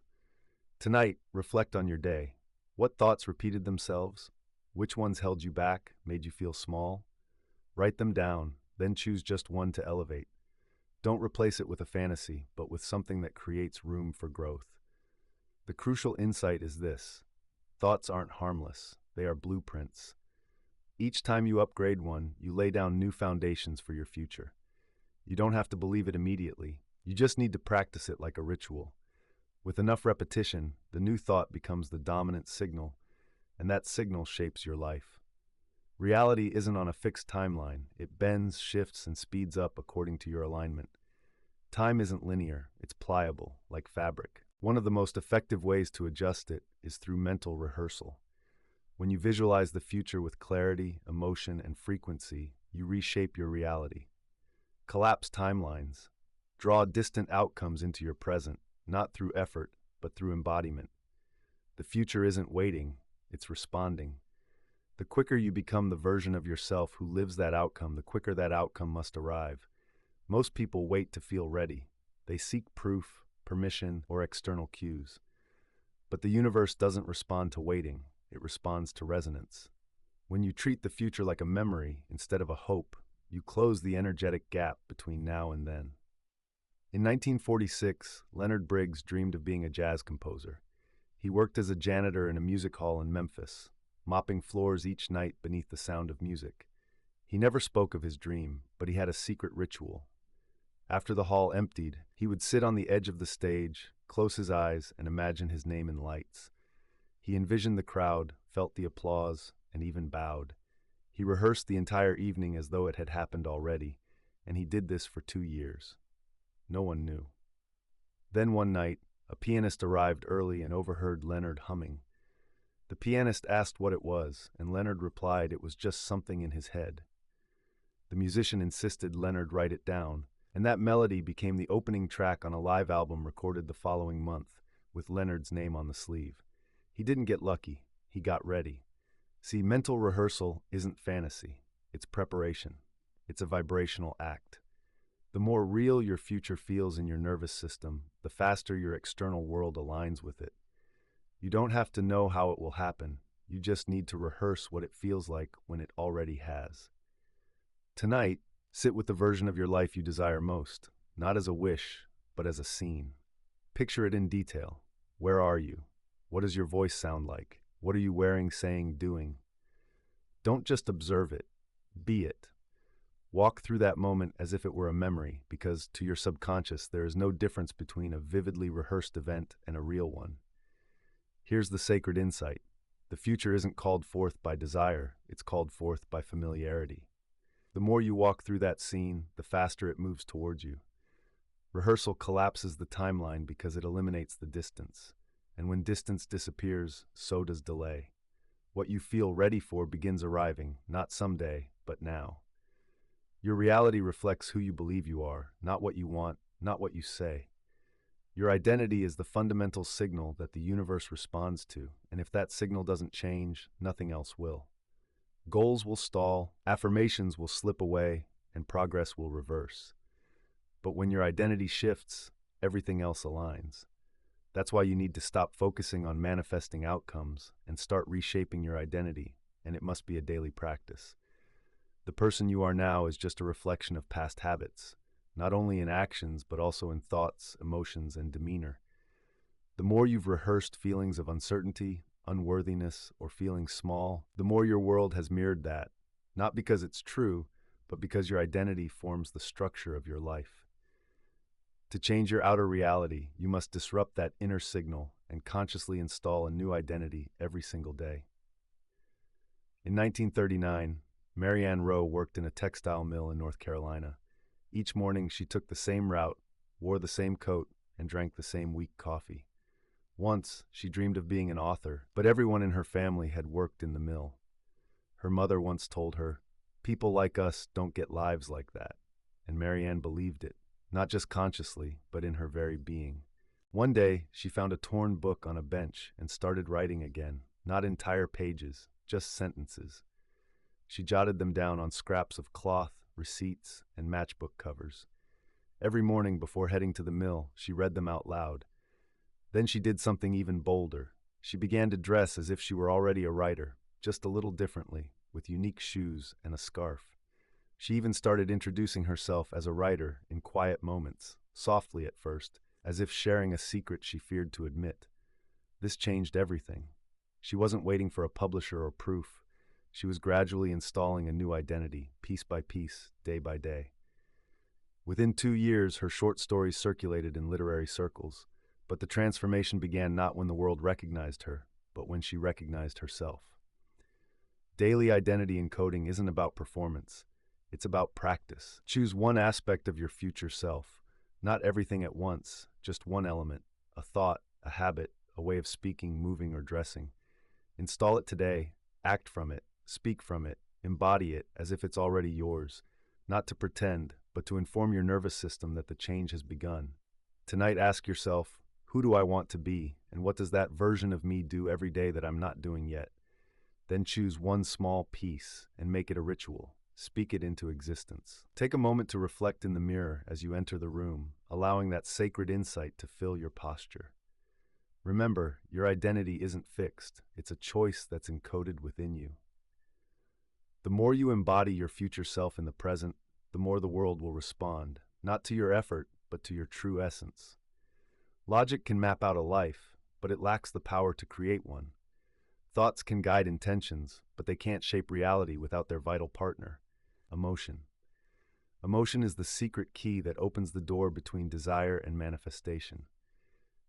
It's not just a reaction, it's the frequency that resonates louder than words, thoughts, or actions. This is the language that the universe understands best. Yet many try to build their lives solely through intellect, puzzled when nothing shifts. You can't manifest a life disconnected from your emotions. You can write down goals, repeat affirmations, visualize results, but if your emotional state isn't aligned, your reality will remain stagnant. Why?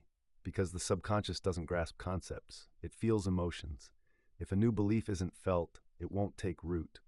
And when your emotions contradict your intentions, emotions will always prevail. In 1929, a man named Franklin Ellis worked as a mechanic in Missouri. He had grand visions of opening his own auto shop, writing it down each year as a resolution. Yet, every time he edged close to action, fear took hold. Not a dramatic fear, but a subtle tension in his chest and a quiet dread in his stomach. So each year those goals remained just words on paper. One night, after a long shift, he sat in his garage and pondered, why am I afraid to pursue what I truly want? This question opened up a deeper truth for him. He wasn't afraid of failure. He feared being vulnerable and exposed. He'd been taught to keep a low profile and not to reach for too much, and beneath his ambition lay guilt. That emotion, not his plan, had been driving his actions.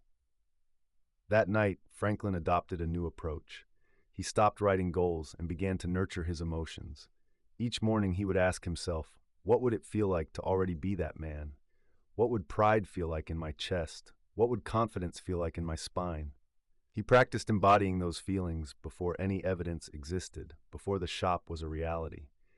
He breathed life into those emotions until they felt natural. Within months, his demeanor transformed, and people started seeking his guidance. A neighbor offered to co-sign a lease, and it seemed the business would follow. But the breakthrough didn't start with action. It started with emotion. The key to the life he desired lay in understanding that emotion isn't just a result of change, it's the driving force. When you embody the feeling of the future in the present, you eliminate the gap between them. The universe doesn't wait for your plans to be finalized. It waits for your energy to align with your desires. Tonight, reflect on what joy feels like, what abundance and belonging feel like. Practice those emotions not as distant hopes, but as a daily reality. The profound truth is this: when emotion fuels your vision, manifestation is no longer delayed. It becomes inevitable. The future doesn't respond to mere words. It responds to how you feel when you express them. Words aren't just decorations, they are commands. Each sentence you speak is a blueprint, a signal, a set of instructions whispered into the reality around you. Language isn't passive, it's a force that shapes the world into what it can become. Many speak unconsciously, unaware that their casual phrases are creating timelines, reinforcing identities, and instructing their subconscious to adhere to old limitations. You don't merely talk about your life, you mold it through your speech. When you say, I can't catch a break, reality interprets it as a request and starts arranging circumstances to meet it. When you declare, nothing ever works out for me, your words form walls and possibilities begin to fade. It's not magic, it's mechanics. Language is the tool that consciousness uses to reshape matter. In 1944, a teacher named Eloise Graham lived in a small Yorkshire village. She was well-loved, kind, but felt quietly defeated. Her favorite saying was, "That's just my luck." She used it when her shoes wore out, when the weather ruined her garden, or when a letter arrived late. She meant no harm, but over time, That phrase became a spell she cast over her own life. Her students even started mimicking her, saying, "That's just our luck," with a sigh. One day, a young journalist from the city observed her class and remarked, "You have no idea how powerful your voice is here." Eloise dismissed it, but later that night, those words echoed in her mind. She opened a notebook and wrote down every phrase she frequently used. The list shocked her. Phrases like, "I'm always tired" and "I'm not good with money" jumped out at her. She realized she was narrating her own limitations every day. The following week, she crafted a new list. Not affirmations, but instructions. Instead of saying, "I will be happy," she wrote, "I create happiness in my space." Instead of saying, "I want abundance," she declared, "I circulate wealth with grace." Each morning, she quietly spoke these sentences like prayers, with conviction, not as wishes. Over time, her tone, her posture, and her energy shifted. She no longer allowed herself to casually accept defeat. She found strength in her words. Within a year, she was promoted, invited to speak publicly, and began mentoring teachers across the county. The transformation began with her language. She stopped just describing her life and started designing it. Tonight, pay attention to your own voice, not critically, but consciously. What do you say when things don't go well? When you talk about your future, your body, your worth? Your voice is not merely an expression, it shapes your experience. The profound insight is this: your mouth is not just for speaking, it's for summoning. Your words can build walls or open doors, and once you communicate a truth consistently, it solidifies into structure. So choose your words carefully and speak with intention, as the architect of the life that's been waiting for your voice to bring it into existence.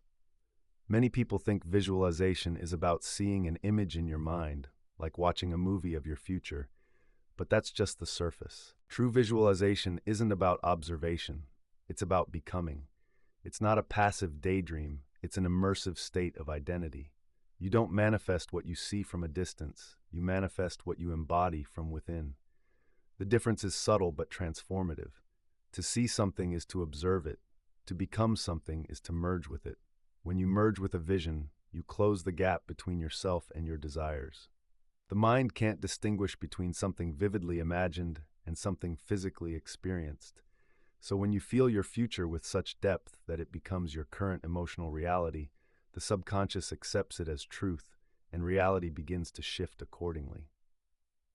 In 1942, a man named Julian Roth lived in a crowded boarding house in New York City.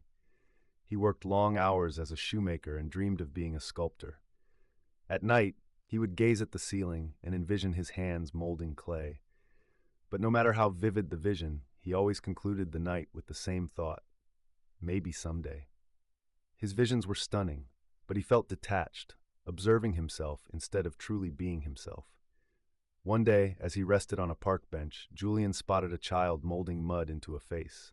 The child had no training, no tools, just pure presence. In that moment, Julian understood that the child was the artist, not someday in the future, but right now.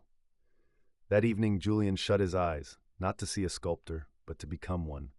He felt the clay's weight in his hands, the rhythm of his breath shaping a figure, the scent of damp earth, and the pride of completing a piece. He didn't just watch the scene, he experienced it in his body. After that night, everything shifted. He began to wake up earlier, saved coins, and asked questions about studios. Opportunities started to unfold slowly, and then all at once. Within a year, he was selling small busts at local markets, and by the end of the decade, his name was known in art circles. But this transformation didn't begin in the physical world. It started when he stopped observing and started becoming. Visualization becomes powerful when it shifts from being just a film you watch to something felt in your very cells. You must immerse yourself in the scene, breathe it in, smell it, touch it, let it consume you until your body knows it's not pretending. Tonight, connect with your deepest desire. Don't just view it, step into it, not as an onlooker, but as someone who already resides there. The crucial insight is this: the universe responds not to distant dreams, but to who you embody. Visualization isn't about observing the future, it's about wearing it. And once you wear it often enough, life must adjust itself around you. There will be moments when doubts creep in, when your mind insists it won't work, that you're unprepared, that nothing is changing. In those moments, it's easy to spiral downward because thoughts can seem compelling. But there's a more potent force, your feeling state. When harnessed correctly, it can drown out even the strongest doubts. You don't need to battle your mind. You just need to feel differently than what your thoughts suggest. The subconscious doesn't heed your logic. It responds to your frequency, which is shaped not by intellect, but by emotion. This is why someone who feels worthy, despite lacking all the proof, manifests more quickly than someone who knows they should feel worthy, but doesn't. Feeling is the key. It can override belief, memory, and mental resistance in a single powerful breath. In 1933, a woman named Henrietta Kleen found herself living alone in a small Berlin apartment. Her life settled into a monotonous routine that felt gray and unchanged. Each morning, the same thought greeted her. Nothing ever happens for me. She attempted journaling, affirming, and reasoning with herself, but those thoughts always crept back. Then one Sunday, while washing dishes, a song played on the radio. Something about it broke through her shell. She laughed, danced, and for 3 minutes she felt like the woman she once was, alive, radiant, and free. Nothing outside had changed, but everything within her did. The next day, for the first time in months, she applied for a job at a nearby art gallery. 2 weeks later, she was hired as a receptionist. That job opened doors, and those connections led to new opportunities. But the real transformation happened during that song, when a fresh feeling broke through the hardness of her past self and rewired her path. Thoughts can argue and delay, but feelings travel faster. When you drop into an empowering emotional state, joy, confidence, certainty, you disrupt the mental loop that tells you it's impossible. The mind may still chatter, but it no longer has control. The key is to intentionally create these emotional states daily, not just when life gives you a reason, but especially when it doesn't. Train your body to feel the future now, to feel success before the deal closes, or love before a relationship begins. This isn't about faking it, it's about leading with those emotions. Tonight, choose one emotion that aligns with the life you're crafting: confidence, peace, joy, or gratitude. Breathe it in, let it expand, and feel it in your chest, your spine, your fingertips. Hold on to it, even if your thoughts disagree. Here's the sacred truth. Your mind doesn't get the final say. Your emotional state does. When you learn to feel from the version of yourself that already has what you want, you can break free from old programming. One breath of certainty can overpower a lifetime of doubt. Start there. Each morning holds a moment when the world hasn't fully taken shape. Your thoughts are still soft, and your identity is flexible. Many people race past this moment, diving straight into obligation and distraction. But this is the most powerful window of your day. Your mind is at its most impressionable just after waking, and in that vulnerable time, you can choose. Reinforce who you've been or create who you are. Becoming the morning mirror protocol is all about choosing your path. The mirror isn't just glass, it's a portal where you encounter the version of yourself that the world hasn't seen yet. It reflects not just your appearance, but also your essence. When used with intention, it transforms from mere reflection to powerful transmission. In 1947, a man named Walter Jameson lived in St. Louis. He was a quiet, kind mailman, but he felt invisible to himself. Every day, he walked past mirrors and shop windows without a second glance. One morning, after a restless night filled with dreams of a different life, he stood before his mirror and did something remarkable. He truly looked. He focused not on his clothes or aging features, but into his eyes, and for the first time he spoke aloud, "There's more to you than this." It felt strange, yet something inside him took notice. The next day, he repeated the practice, adding one more line: "You are not just surviving, you are waking up." Within weeks, Walter began to dress differently, walk taller, and speak more deliberately. By the end of that year, he had written a book of poetry inspired by his daily mirror talks, lines he shared first with himself. A local publisher took notice. His life transformed not because he wished for it, but because he used the mirror to reconnect with reality. Your reflection isn't fixed, it reacts and listens. When you assert your identity into it, clearly, confidently, and consistently, it starts to resonate back across your day. The process is simple. Each morning, before diving into your phone or the outside world, stand in front of the mirror. Don't judge, declare, Speak from the person you're becoming, not with hope, but with truth. Say it out loud. I am clear, I am capable, I am magnetic, I am already aligned with what I seek. Say it like you're sharing a reality the mirror needs to reflect. Initially, it may feel empty, but the mirror remembers, and so does your body. Soon, your nervous system will start believing what you say, especially when you speak it first thing, before your old self fully awakens. The key insight is this: the world mirrors who you are, but first you must. Every day is a rehearsal for the life you're creating. So meet yourself at the mirror and proclaim your future until it no longer feels like a transformation, but simply feels like you. There's a conversation within waiting to unfold. Every day, quietly and often unnoticed, it threads through your actions, beneath your breath, and behind your smile. This is your inner speech, the private narration of your life. Most people dismiss it as harmless background noise, but it isn't. It's the programming language of your reality. What you tell yourself about yourself becomes the guidance your subconscious sends to the outside world. The events in your life aren't random. They are shaped by the energy you carry, and your inner speech is the signal that either stabilizes or scrambles that energy. If your internal dialogue is filled with doubt, complaints, and self-criticism, don't be shocked when life responds with obstacles, delays, or missed chances. Your inner voice isn't just commentary. It's a command line, and the universe reacts accordingly. In 1936, a woman named Clara Benton worked at a telephone exchange in Kansas. She spent her days connecting people's conversations, always listening but rarely speaking. Her life felt small and invisible, yet her inner world was vibrant. Every morning she'd think, "I'm just background, no one sees me." She never voiced it, but her energy conveyed it. One evening, she overheard a line from a radio program: "Your world becomes what your words expect." This struck a deep chord. That night, she began a quiet experiment. Before sleeping, she whispered 3 phrases: "I am seen, I am essential, I am expanding." At first, she didn't believe them. They felt alien.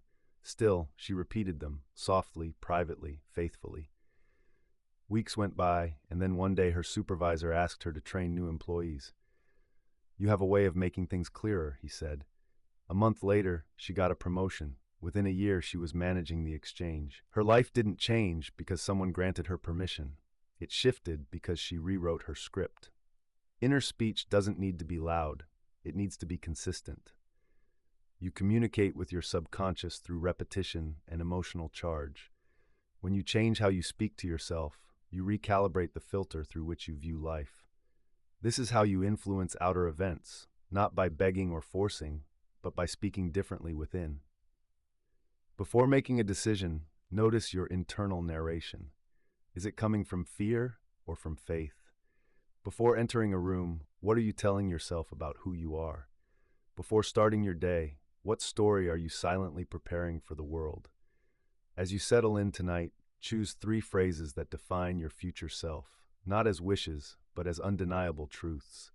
Whisper them to yourself as you drift off to sleep, allowing your inner voice to master the language of your next chapter. The key insight here is that this inner dialogue is not just for you. It's a creative force. It's the most straightforward connection between who you are now and who you will become. Use it purposefully, because when your inner voice transforms, the world has no choice but to take notice and respond.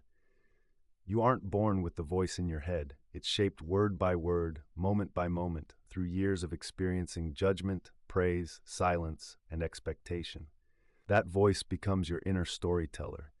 It comments on your worth and dictates how others perceive you. It leaps into action before you even do, creating a feedback loop, a self-repeating script that reflects the past and predicts the future without ever seeking your approval. But here's the truth: that loop can be changed. Many people believe change begins with action, but actions are just the final domino to fall.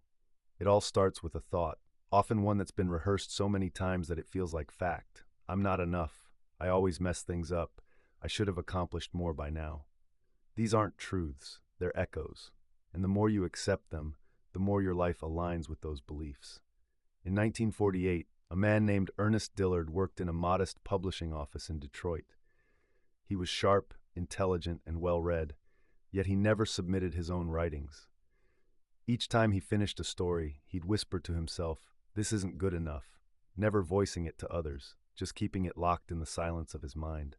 So the stories stacked up, hidden away, slowly gathering dust. One day, while proofreading a newcomer's manuscript, he noticed something startling. The writing was raw, flawed, and inconsistent, but it pulsed with passion. It was alive, and it got published. That moment shattered the loop. He recognized that the voice in his head wasn't the voice of truth. It was merely the loudest voice. He had been listening for so long that he forgot he could change it. That night, he began a new ritual. Every time the thought, "This isn't good enough," surfaced, he countered it out loud with a new affirmation. "This has value. This matters. This deserves to be seen." At first, he didn't believe it, but repetition doesn't need belief. It builds it. Within 6 months, he submitted his first short story, and a year later, it found a place in a local magazine. Transformation wasn't about the publication. It was found in the silence, the absence of the old loop. The voice still comes back sometimes, but now it faces a challenger. The inner dialogue loop isn't broken. It's simply outdated. You don't need to destroy it. Just rewrite it line by line, gently and intentionally. Tonight, pay attention to which sentence keeps resurfacing. Not the loud one, but the familiar one. Then write its opposite, not in a fantasy but in a feeling, a truth your future self would confidently declare. Each time the old loop plays, insert your new line as if you're editing a script. You're ready to take the lead. Here's the insight. The mind repeats what it practices. Change the practice, and the story shifts, not eventually, but right away. Once the loop breaks, you don't just hear a new voice, you become it. Every path of transformation hits a moment where the world feels silent. You've done the work, spoken the words, visualized, felt, affirmed, aligned, and still nothing seems to budge. The emails don't come, the calls don't arrive, the numbers don't shift. It's in these moments that doubt creeps in like fog, tempting you to slide back into the old identity, to think it didn't work, or to interpret the silence in a negative light. This is where true power is built. Not in the breakthrough, but in the stillness before it. Staying in your state while nothing changes isn't easy. It's one of the highest spiritual disciplines. It asks for loyalty to your inner reality while the outside still reflects the old one. It calls you to embody the vibration of fulfillment amid delay, to feel chosen while overlooked, abundant while unpaid, lovable while alone, not because you're pretending, but because you're actively creating. Back in 1934, a woman named Hattie Monroe lived in a small boarding house in Oregon. She aspired to be a jazz singer, but had never performed beyond the parlor piano. Every morning, she practiced not just her singing, but her state of being. She'd dress as if heading to rehearsal, talk to the mirror as if the gig was already hers, write gratitude notes for opportunities that hadn't yet arrived. For months, nothing changed, but she never wavered in showing up for the version of herself she was determined to become. Then one evening, a guest at the boarding house heard her humming in the hallway. He was a traveling musician passing through. He invited her to join his band the next night when their singer got sick. That performance led to another and then another. Within a year, Hattie was performing all over the West Coast. But she always said the real change didn't start on stage. It began the first morning she dressed for a gig that didn't exist. You see, the universe isn't testing you. It's reflecting you. The delay isn't a punishment, it's an adjustment. The real question isn't whether it's working, but whether you'll continue being the version of yourself that fits the life you've envisioned, even when there's no evidence of it yet. Tonight, ask yourself, can I maintain that feeling without proof? Can I hold the energy of it being already done when the world tells me not yet? That's where mastery begins. The key insight is this. Your state isn't just a reaction, it's the source. When you stay in that state despite no confirmation, you signal to life that you no longer need results to believe you are living the result. And once that belief takes root within you, it must manifest in your surroundings, not by chance, but by law. There's a quiet force behind every manifestation. It doesn't shout or plead or fight against time. It's calm, still, and neutral. The law of neutrality is often overlooked, but incredibly powerful. The moment you stop needing, grasping, or fearing, you become magnetic. Desire is natural, but when it turns into desperation, the signal changes. You shift from creating to clinging, and what you chase only eludes you. The more emotionally charged you are about needing something to happen, the more resistance you create. But neutrality, true energetic detachment, sends a different message. I already am. I already have. Whether it comes today or later, I am complete.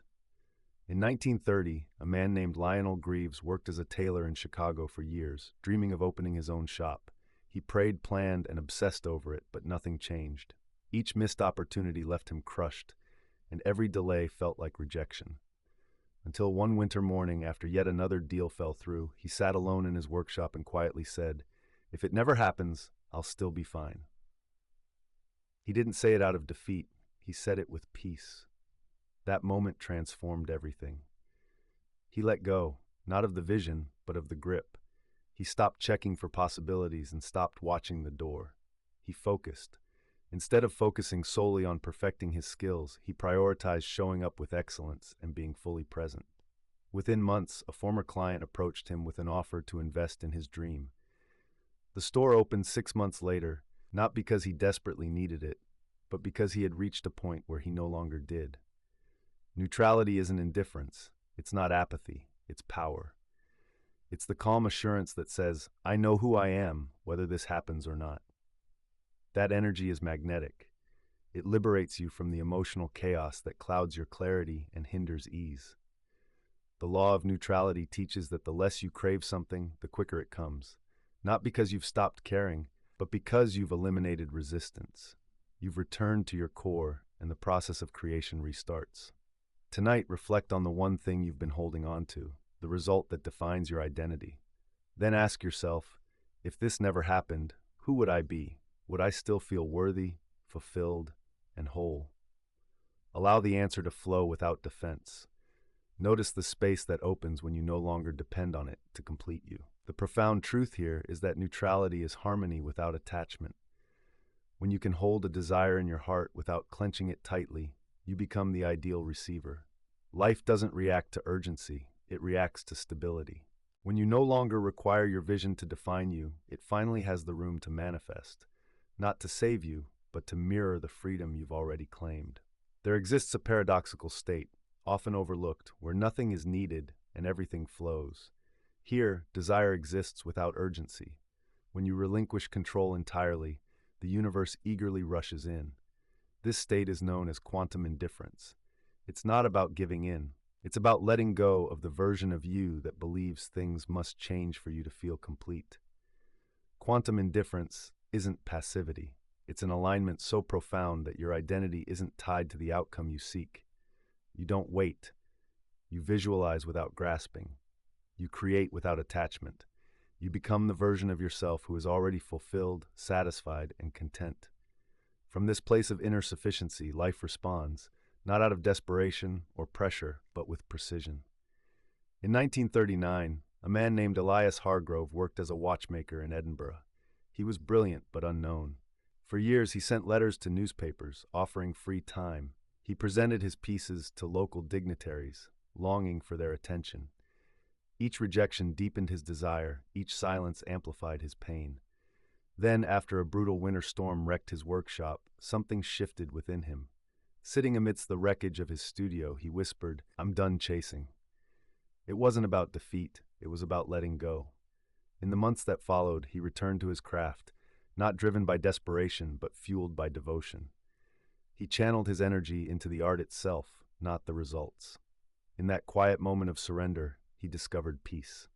Almost effortlessly, an article about his work surfaced. A collector happened to be passing through town and bought his entire collection.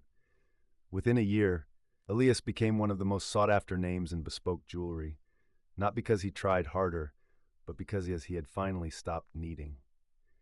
Wanting nothing doesn't mean giving up on life. It means letting go of the need to control it. You stop waiting for reality to align perfectly before allowing yourself to feel good. You stop attaching your joy to conditions, and as soon as you release your grip, you begin to receive. This is quantum indifference, not from a place of apathy, but from a space of release. You don't need to pretend you don't want something. You simply rest in the understanding that you are enough, with or without it. Tonight, consider what you've been yearning for the most. Then ask yourself, who am I without it? What remains when the desired outcome fades away? That's your space, your doorway. The profound insight here is that the moment you stop needing your desires to fulfill you, you transform into the version of yourself capable of holding them. The universe doesn't reward effort, it reflects your vibration. And nothing resonates more clearly than someone who has let go of all urgency, obsession, and resistance. In the quantum field, wanting nothing isn't emptiness, it's the ultimate sign of trust, and trust receives everything. Life doesn't always bring sunshine. On the path of conscious creation, storms will come, delays, disappointments, harsh words, missed opportunities, closed doors. The real mistake isn't facing these challenges, it lies in thinking they dictate your internal state. Emotional weatherproofing is about maintaining your vibration despite the chaos, not by denying your feelings, but by mastering them. Most people let the external world dictate their emotions. A compliment lifts their spirits, while a rejection breaks them down, leaving them swaying like a leaf in the wind. In the wind, when your emotions are tied to your circumstances, you surrender your power, becoming a reflection rather than a creator. Emotional weatherproofing is about reclaiming your source.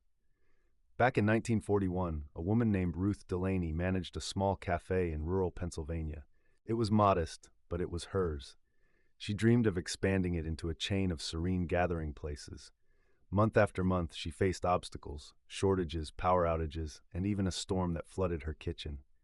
Each time, her staff braced for her response, but Ruth always maintained her center. She would say, "The rain's out there. It doesn't get to come in here." That phrase became her anchor. She felt disappointment and faced real challenges, but she refused to let those moments dictate her mood. Instead, she started each day with a ritual: 5 minutes of silence, one deep breath, and a reminder that her peace isn't negotiable. Over time, things began to change. Suppliers prioritized her, customers returned more frequently, and investors took notice. She eventually opened a second location, then a third, not because life suddenly got easier, but because she refused to let external circumstances control her energy. Emotional weatherproofing doesn't mean you avoid feelings, it means you don't leak. You allow emotions to flow through you without being swept away. You stay grounded as the storm passes overhead, becoming the calm that situations must adapt to, rather than the chaos reacting to them. Tonight, ask yourself what external factors still hijack your mood. Who holds emotional sway over your inner state? What news, comment, or outcome can throw you off balance? Choose one of those triggers and approach it differently tomorrow, not with resistance, but with presence. Pause, breathe, and softly say, "The rain's out there. It doesn't get to come in here." The key insight is that your emotional state is your sanctuary, and you can safeguard it, not with walls, but with awareness. When you stop outsourcing your inner climate to the outer world, you become unshakable. Your unshakable reality must reorganize around your steadiness, not as a test, but as a reflection of the power you finally claimed. There is a version of you that already has everything you desire. They don't chase, doubt, or seek permission. That version of you moves differently, speaks with clarity, and lives with certainty. They are closer than you think. They exist just a frequency away. Anchoring the energy of your future self is how you close that gap. Most people wait to transform. They wait for the promotion, the relationship, the acknowledgement. But your future self doesn't show up when life changes. It shows up when you do. When you start to think, feel, and act like that future self before the world gives you any proof, that's the secret. The future isn't a place you step into. It's something you ground in the present. In 1938, a man named Caleb Ross lived in a small house outside Charleston. He dreamed of being a public speaker, of captivating audiences from the stage, but his reality was quiet and hidden. He worked in a library, spoke infrequently, and struggled with self-doubt. One day, while shelving books, he found an old journal squeezed between the volumes. Inside was a line that read, "Act like the man who already became you." That night, something shifted. He sat in front of a mirror and asked himself, what would the version of me who has already succeeded do tomorrow morning? The answer was straightforward. He would get up early, speak with confidence, dress with intention, and walk with assurance. So Caleb did just that. not to pretend, but to align with the vibration of the man he was becoming. Each morning, he repeated the process, asking, what would he do today? And then he acted on it in small, subtle ways. Over time, his voice grew stronger, his posture improved, and his ideas gained weight. Eventually, he began speaking at community gatherings and local events. By the end of the decade, he was traveling the country, not just giving speeches, but leading. Not because the world finally acknowledged him, but because he became someone the world couldn't overlook. The energy of your future self is already there. It's a template waiting for you to align with it. Anchoring that energy isn't about pretending. It's about practice. It's not a performance. It's calibration. You adjust your body, thoughts, and actions to match who you're becoming until the world responds in kind. Tonight, sit quietly and envision your future self, not their accomplishments, but their energy. How do they feel when they enter a room? How do they communicate? What boundaries do they maintain? What do they radiate? Now bring one of those traits into your day tomorrow. Embody it, repeat it, anchor it. The profound truth is this: your future self isn't ahead of you. They're beneath the surface of your current identity, just waiting to be awakened when you ground their energy in the now. When reality bends and who you've been starts to fade, that's when who you're becoming gets the chance to emerge. There's a fleeting moment, often just a breath, between what happens and how you respond. Most people overlook it. They feel insulted and defensiveness kicks in. They hear bad news and panic takes hold. They face delays and let disappointment wash over them. This is reaction, an automatic emotional response. But there exists another way to live, one where your power comes back and presence guides you. This is response, and learning to shift from reaction to response is how you start living in creation, not survival. Reaction is merely a reflex from the past, a mind replaying old scripts and a body echoing past tensions. When you react, you don't make a choice, you just repeat patterns. You become the child who wasn't heard, the student who faced criticism, the worker who felt overlooked. Your nervous system steps in, not to punish you, but to protect you. The issue is, that kind of protection doesn't always align with your growth. In 1931, Morris Caldwell worked as a train station attendant in upstate New York, known for his sharp tongue and short temper. He would snap at repeated questions and scowl at delayed trains. But underneath, Morris wasn't cruel. He was just exhausted, tired of being ignored and feeling insignificant.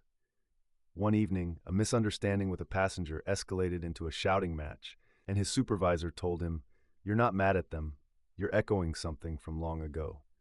That statement lingered in his mind. That night, he wrote in his journal, "What would happen if I paused?" The next morning, he decided to try it. Someone complained, and he paused. Someone misunderstood him, and he paused again. In those brief moments, something new awakened in him. He started to choose his words instead of instinctively reacting, to breathe rather than to lash out. That year, he became the youngest station manager in the county, not because he changed his job, but because he transformed his state of being. You see, response is a choice. It demands your presence and creates space between stimulus and outcome. In that space, you connect with your higher self, the part of you that's not hurt, rushed, or threatened. From there, you speak, move, and create differently. Tonight, take a moment to reflect on your day. Where did you respond on autopilot? Which emotions surged before you even had a chance to think? Then ask yourself, what could I have done if I paused? Just that question opens a door, and doors are where new possibilities begin to unfold. Timelines begin with a sacred insight. This power doesn't reside in control, but in choice. Choice only opens up when you stop allowing your past to define you. Start responding from the part of you that is already healed, whole, and wise. Every time you choose a response over a reaction, you tell life that you're no longer stuck in the past. You're actively creating your future, one conscious breath at a time. There's a force stronger than willpower, louder than affirmations, and more consistent than motivation. It's identity. This is not the mask you wear, but the deep, quiet understanding of who you are beneath your circumstances. When that identity becomes unshakable, the world starts to revolve around you. You stop chasing outcomes and begin to attract them, not by chance, but by alignment. This is the magnetic pull of a steadfast identity. Many people attempt to change their lives by altering their behavior. They rise earlier, speak with confidence, and dress intentionally. But if these actions aren't grounded in a solid sense of self, they will crumble under pressure because identity always prevails. You can never outperform the person you believe yourself to be. If, deep down, you see yourself as overlooked, unworthy, or inconsistent, your results will reflect that, regardless of your efforts. In 1945, a woman named Lillian Porter worked in a quiet Nebraska post office. She dreamed of becoming a public speaker, captivating crowds with her words. Yet, each time she envisioned it, an old voice echoed back, telling her she was just a background character. That voice had come from a teacher long ago, embedding itself into her identity. One day, while sorting letters, she stumbled upon a child's envelope addressed to the future me. It made her pause. What would that future version of herself say? That night, Lillian wrote a letter from her future self. Not about dreams, but about her reality. I speak with clarity. I lead with ease. I am trusted, heard, and remembered. She read that letter every morning and began to speak as her future self, not to an audience, but to her own reflection, her cat, and the empty kitchen. Gradually, her tone changed, her shoulders lifted, and she stopped hoping to become someone. She became someone. Within months, she was invited to lead town meetings and speak at local schools. By the end of the year, she was traveling to give talks on confidence and communication. Not because she worked harder, but because she became her true self. It became more challenging, but her identity was now undeniable, and life began to reflect that truth. You see, when your identity is solid, results are bound to follow. The world responds to conviction, not to ego or performance. You don't need to persuade anyone when you're free of self-doubt. You have nothing to prove when your presence alone communicates your truth. So tonight, ask yourself, who am I becoming? Do my thoughts, words, and actions align with that? If not, start there. Not by doing more, but by being more. Let this new identity emerge in your rituals, your posture, your tone. Not to disguise it, but to anchor it. The powerful insight is this: identity is a magnet. When it becomes unshakable, reality inevitably aligns. Not slowly, not conditionally, but naturally. You stop negotiating with life. You embody the version of you that life has always wanted to meet. There is a moment on the journey to manifesting your desires that tests everyone. It's not when you set your intention, nor when you begin your work. It's when you've done everything, aligned your thoughts, spoke with clarity, felt your future in your bones, and yet nothing arrives. That space between desire and delivery feels like a void, and a mind conditioned to equate time with truth might whisper, maybe this isn't meant for me. But that's just an illusion. Reality's delay doesn't mean denial, it's just gestation. Just because something hasn't appeared in your external world doesn't mean it isn't forming. Reality unfolds in layers, first in thought, then emotion, then identity, and finally in matter.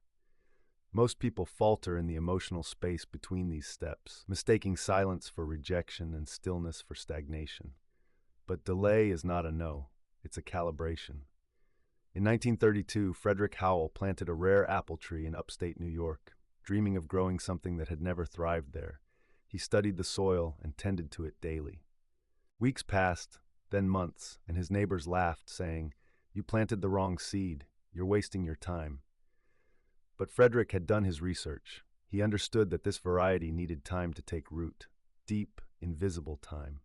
One morning, just as he considered uprooting it, he spotted the first green bud.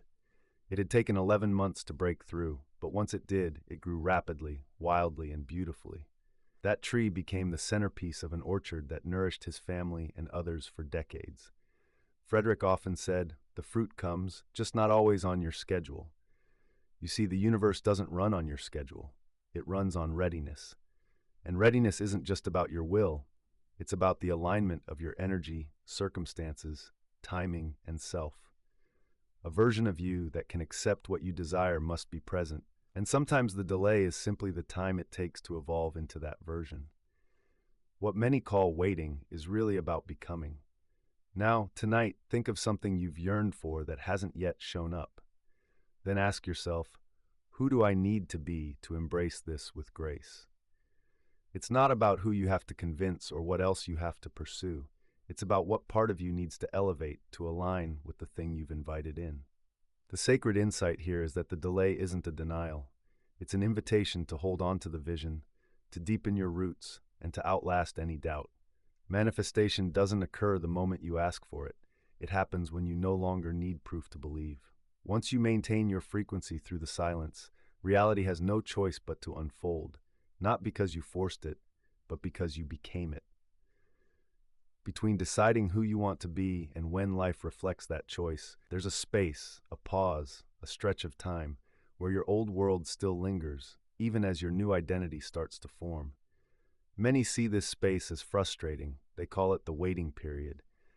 But it's not an empty time, it's sacred ground. This gap is where true growth happens, where everything meaningful takes root. You don't just become in the instant you declare it, you grow in the days that follow, especially when no evidence appears and the old patterns tempt you back. That's where your new self is tested, not through punishment, but through invitation. The universe pays attention not to your words, but to your consistency, not to your promises, but to your posture. This gap is not punishment, it's preparation. Back in 1936, a woman named Evelyn Shaw left her job at a textile mill in North Carolina. She had always dreamed of opening her own tailoring shop, one that focused on beautiful designs for women who couldn't afford luxury. She had no investors, no formal training, just an inner yes that kept her awake at night. The day after she quit, silence settled in. Days turned into weeks, and nothing happened. Doubts crept in, and she questioned if she'd made a mistake. But every morning she woke up and acted like her store was already a reality. She designed, she stitched, and she spoke to her mirror as if it were her future customers. 3 months later, a woman walked by her open window and asked who had. She showcased the dress that sparked a conversation, which quickly led to her first client. Within a year of opening, her shop was thriving. Evelyn often remarked, "I didn't build the business in the shop. I built it in the quiet moments when no one was cheering and nothing seemed to move. Yet I showed up anyway." This is the growth phase, where the seeds of potential are unseen but very much alive. It's that part of the journey where progress isn't visible, but the roots are growing deep below the surface. Most people retreat during this time, thinking it's not working and falling back into old patterns just before breakthroughs appear. But those who comprehend this gap understand that it's not about results. It's about reinforcing your identity. The version of you that achieves the dream isn't created when the dream comes true. They emerge in the gap, in how you walk, speak, think, and feel when nothing is yet certain. That's the transformation. That's the proof you need to present to life before anything manifests for you. Tonight, ask yourself, how am I holding the space between my decision and the outcome? Not with impatience or doubt, but with intention. Show up in the gap the same way you would in the wind. The sacred truth is this: the gap isn't where you're stuck, it's where you're shaped. When you treat it as sacred, it becomes a fertile ground, not filled with delays, but with destiny. Silence isn't empty, it's a powerful space waiting to be activated. In a world that craves noise, movement, and constant busyness, silence is often misunderstood as nothingness. Yet it's in silence that the deepest manifestations are rooted, not through force, but through stillness. Silence doesn't signal the absence of creation, it's the amplifier of it. When employed with consciousness, it becomes one of the quickest ways to align with the life you desire. Many people fill their gap with noise, discussing their wishes endlessly, explaining, affirming, venting, overthinking. They tap into the frequency of what they want, then talk themselves out of it, not out of malice, but out of habit. Each time you lament about how things haven't happened yet, or how long they're taking, you dilute the energy you initially summoned. In contrast, silence preserves that energy. It communicates to the universe, "I've stated my intentions once, no need to repeat. Now I'm here, listening." In 1940, a man named Thomas Lyle lived a simple life in Virginia. He was known for his discipline, always working and speaking about his next steps. He had a clear vision to create a community center for youth. He raised funds, delivered speeches, and knocked on doors. Each attempt fell flat, so he pushed harder, spoke louder, and tried to persuade the world. Then, one autumn morning, after yet another meeting ended with a polite "not yet," he paused. He went home, lit a candle, and sat in silence. He didn't pray or plan, he simply listened. He made this a daily ritual, 10 minutes each morning, no words, no goals, just presence. In that quietude, clarity began to emerge, ideas appeared fully formed, and conversations started to shift. One morning, an inner whisper urged him to reach out to a man he hadn't seen in years. That man turned out to be the key investor he had been searching for. Within 6 months, the center opened, but Thomas always insisted it wasn't the meeting that transformed everything. It was the silence that created the space for it. You see, silence isn't passive. It's a vibrational vacuum that attracts the next right step. It clears the noise, aligns energy, and brings you back to your natural frequency, where knowing replaces doubt and stillness alleviates panic. Tonight, don't speak your desires. Sit with them, breathe with them, and let the silence cradle them like sacred seeds. You don't need to voice them again. You need to trust them enough to go quiet. The sacred insight is this: silence isn't merely the space between actions, it is action itself. It's where the unseen operates, where blueprints are downloaded, and where answers arrive without being chased. The more you embrace stillness, the faster reality unfolds. When you fall silent, the universe begins to communicate, and when you stop broadcasting your needs, you start radiating certainty. That's when everything changes rapidly. Everything you witness started in the unseen. Each structure, relationship, opportunity, and outcome originated not in the physical realm, but within someone's mind. Thought provides the blueprint, energy acts as the builder, and matter simply follows directives. This isn't just philosophy, it's a law. Mind first, matter follows, always. Most people flip the order. They wait for evidence before they believe, for results before they feel worthy. They attempt to rearrange their external circumstances, hoping it will shift their inner state, but reality doesn't function that way. The outer world serves as delayed feedback. By the time it arrives, it only confirms a vibration you've already held. Change doesn't begin with action, it starts with awareness. The thought comes first, then the form. In 1937, a man named Arthur Delano worked as a clerk at a shipping warehouse in Baltimore, He spent his days lifting crates and keeping ledgers, but his nights were filled with imagination. He carried a secret journal with sketches of a product idea he dreamed up years ago, a portable folding table for picnics and travel. Even though he couldn't afford to build it and had no connections, he envisioned its weight in his hands, how the joints would lock, and how it would feel to see it in action. He detailed it in writing, drew diagrams, and whispered to himself as if investors were already listening. For 2 years, nothing tangible changed, but his mind was busy constructing it. Then one morning, he listened in on 2 merchants discussing collapsible camping gear. He shared his idea, and within months, the prototype was funded. A year later, the design was patented and in production. Arthur didn't force it, he nurtured it. The table came to be because his mind had already created space for it. Matter follows the clearest mental blueprint, not merely the loudest wish, but the most repeated vision. This is what collapses delays. You don't wait for change to think differently. You think differently, and change follows. The world outside you isn't leading. It's a reflection of your consciousness, the clarity of your focus and your belief. Tonight, consider what your mind is preparing. Not just what you wish for, but what you practice. The thoughts you nurture today are shaping tomorrow's reality, thought by thought, scene by scene. The key insight is that reality isn't made of stone, it's made of suggestion. Once your mind is convinced, matter must comply. Don't wait for evidence, be the reason. When the mind holds the blueprint long enough, the physical world has no choice but to follow. Not eventually, not maybe, but exactly as it always does. Mind first, matter follows.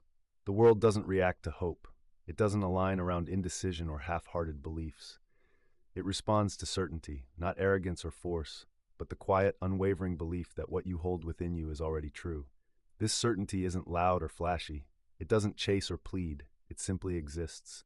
And in its presence, life rearranges itself, not by chance, but by principle. Certainty is a frequency, the energetic signature of someone who no longer bargains with doubt. Your words have a unique impact, and your presence is powerful. You don't need to convince anyone. You simply align with your truth, and that alignment draws people in. The reason many of our desires don't come to fruition isn't because they're too grand, but because our beliefs are too weak. In 1943, Virginia Clark, a librarian in New Hampshire, nurtured a passion for writing and aspired to be an author. For years, she submitted stories under various pen names, feeling unworthy of being heard. Each rejection reinforced her doubts until one day, while surrounded by books, she had a transformative thought. What if she stopped questioning her worth and simply decided she was worthy? That night, she submitted her manuscript under her real name for the first time. Her writing didn't change, nor did her skills suddenly improve. She simply let go of her hesitation. With calm determination, she submitted her story, knowing deep down, this is who I am. Just 3 weeks later, it was accepted, leading to one publication after another. When asked years later about her success, she remarked, "The world started treating me differently when I stopped asking it to." Life reflects how you present yourself. When you waver, it offers you reasons to doubt. When you hold firm, it echoes your resolve. Confidence sends a clear message. This is already mine. I'm not waiting for permission. I am embodying my truth now. In a reality influenced by resonance, it must respond to that certainty. Confidence doesn't mean the absence of fear. It's the choice to move forward anyway. It's not about knowing everything. It's about knowing enough to act without making excuses. It's the energy that asserts you are already the person meant to have what you seek. Tonight, reflect on where you're still hesitating in your growth. Where are you seeking approval from life for what you haven't fully claimed? The vital truth is, reality doesn't respond to your wishes. It reacts to your embodiment, and that starts with confidence, not when everything is flawless, but when you trust yourself completely. The moment you stop asking for it and begin to live it, the world responds in kind. You inherit more than just physical traits. You take on energy, beliefs, emotional patterns, and unspoken agreements about what's possible. Long before you found your voice, you were absorbing vibrations around you. Your parents managed stress, talked about money, reacted to love, faced disappointment, and held on to hope. All of this became part of your energetic legacy. You were shaped not just by genetics, but by the frequencies absorbed from your upbringing. This legacy isn't always clear. It resides in your spontaneous words, in how your body reacts to abundance, and the guilt that surfaces when joy begins to emerge. It's not a personal attack. However, it feels personal when you don't challenge it. If you let it go unchecked, what you inherit becomes what you repeat, and what you repeat is what you pass down. In 1935, a man named William Langston lived on a farm in rural Oklahoma. He was raised by a father convinced that hard work was the sole path to survival and that resting was a sign of weakness. William adopted this mentality, working tirelessly from dawn to dusk, never complaining or taking a break. Although he found success by conventional measures, he felt a deep, gnawing dissatisfaction, a weariness within. One evening, while watching his son sleep on the porch, he noticed his son's posture mirrored his own, tense jaw, clenched fists. It dawned on him that he hadn't just passed down a work ethic, he had passed a frequency. Without knowing, he had taught his son that life was to be endured, not enjoyed. That realization opened something within him. The next morning, William did something he had never done before. He sat still for just 5 minutes. He felt the sun on his face, and he breathed. That evening, he invited his son to join him in the garden, but with a fresh energy, playful, present, unhurried. The day's rhythm shifted. It was subtle, but it was different. You see, you can't teach what you don't embody. You can't uplift others, children, students, friends, into a frequency you haven't anchored in yourself. The healing work you do isn't just for you, it's for everyone who comes after you. Energetic inheritance isn't a matter of fate, it's an invitation. You have the right to examine the vibrations you've inherited and choose a different path. You can declare, this fear stops with me. This scarcity stops with me. This numbness stops with me. Tonight, ask yourself, what patterns am I carrying that don't belong to me? Whose voice lingers in my doubts? Whose frequency am I still echoing? The sacred insight is this: your energy extends beyond your own life. And when you shift it, you transform the inheritance line, not through force, but through presence. You become the ancestor who redefined the code, the one who proclaimed it doesn't have to be this way anymore. And from that choice, generations rise lighter, freer, and aligned with a frequency you've chosen intentionally. Every conversation serves as a mirror. The words exchanged, the tone used, and the reactions triggered all reflect your current frequency. People don't just respond to what you say, they respond to what you embody. Conversations aren't merely exchanges, they're calibrations, revealing your state of being by what they bring forth in your outer world. Many believe they're reacting to others, but in reality, they're interacting with themselves through others. Your beliefs shape your energy. That energy informs your communication, and your communication invites a corresponding response. If you carry doubt, you'll face resistance. If you hold resentment, defensiveness will greet you. However, if you embody certainty, you'll receive respect, not because the world is fixed, but because it mirrors you. In 1942, a man named David Hall worked as a clerk at a shipping depot in St. Louis. He was quiet, intelligent, and often misunderstood. He frequently found himself in disagreements, even when his words were neutral, often declaring, "People just don't listen to me."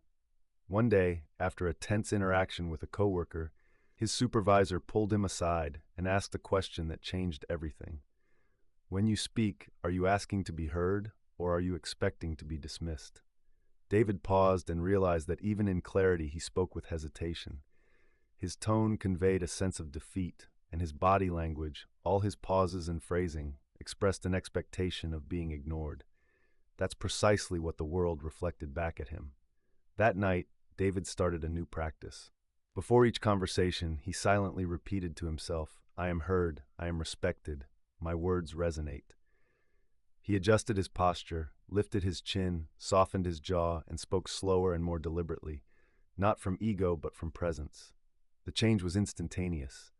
People began to pause when he spoke, asked follow-up questions, and altered their tone in response to his calm presence. David didn't change his words, he transformed who he was when delivering them. The conversation reflected not his old wounds, but his newfound self-awareness. You see, the world is always tuned into your energy before it registers your words. Conversations are less about persuasion and more about transmission. What you believe about yourself carries more weight than your vocabulary. Tonight, take some time to reflect on your recent conversations. Think about where you felt dismissed, defensive, or drained. Now consider, what frequency was I speaking from? What beliefs did I have that the other person mirrored back? You'll start to notice a pattern, and this pattern is not punishment, it's feedback. The profound truth here is that conversations do more than communicate. They calibrate. They reveal your relationship with yourself. When you change your inner dialogue, your outer dialogue changes. Not because others alter, but because they naturally reflect the energy you now emit. Speak not just to be heard, speak as one who knows their worth, and the world will mirror that understanding back to you. Time isn't as you perceive it. It doesn't progress uniformly. It bends, stretches, speeds up, and slows down, influenced not by the clock but by consciousness. You've experienced this, moments of joy that flash by in minutes, while hours of waiting drudge on like days. The mind insists time is fixed, but the body knows otherwise. The reality is, time doesn't circulate around you, it flows through you. When you become fully present, you begin to command it. Many rush through life, trying to catch up, chasing time, complaining about its scarcity, living in a constant state of mental rehearsal or regret. They neither reach for what's ahead, nor reflect on the past, but rarely are they truly present. When you're not in the moment, time slips through your fingers like water. But when you fully immerse yourself in the now, you slow down that flow. You stretch moments into clarity, freeing yourself from time's grasp and stepping into mastery. In 1939, a woman named Margaret Stahn lived in a hectic boarding house in New York. She balanced 2 jobs, looked after her aging mother, and often lamented, "There's never enough time." Her days blurred together. She hurried through tasks, meals, even conversations, until one evening her mother gently remarked, "You were here today, but I missed you." That statement struck a chord within her. The next morning, Margaret woke up early and sat by the window. No radio, no notebook, just her breath and the rising sun. For 10 minutes, she did nothing but be, and at first, the stillness frightened her. It felt wasteful. Yet a subtle shift occurred. The subsequent hours felt different. less hurried, more vibrant. She decided to make this a ritual, 10 minutes of conscious presence each morning, then 15, then 20. The odd thing was that her to-do list didn't shrink, yet her stress did. Time began to rearrange itself. People arrived early, delays resolved effortlessly, and tasks flowed with ease. Without realizing it, I had started to command time, not by trying to control it, but by being present. When you're truly here, time stretches out.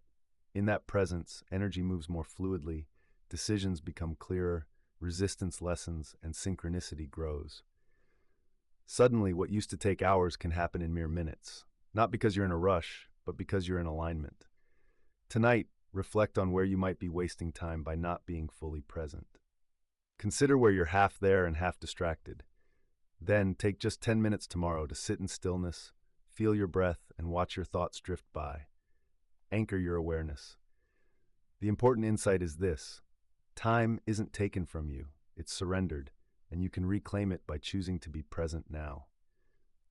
When you engage with the moment fully, time slows down to meet you. You no longer have to chase life. Instead, it begins to arrive in harmony with your own rhythm, because presence is the only clock the universe respects. People don't see you as you truly are. They perceive you based on how you show up, and that's shaped by the story you tell yourself, the energy you give off, and the identity you embrace. Many think relationships are fixed, that certain people will always treat them the same way. But the truth is, people change when you do. Not because you ask them, but because they are responding to a different frequency. You are like a mirror, and others react to what you reflect, often subtly and unconsciously. When you feel overlooked, you give off hesitation, and people respond by distancing themselves. When you exude feelings of unworthiness, even kindness gets filtered through doubt. However, when you shift your inner identity, the conversation transforms.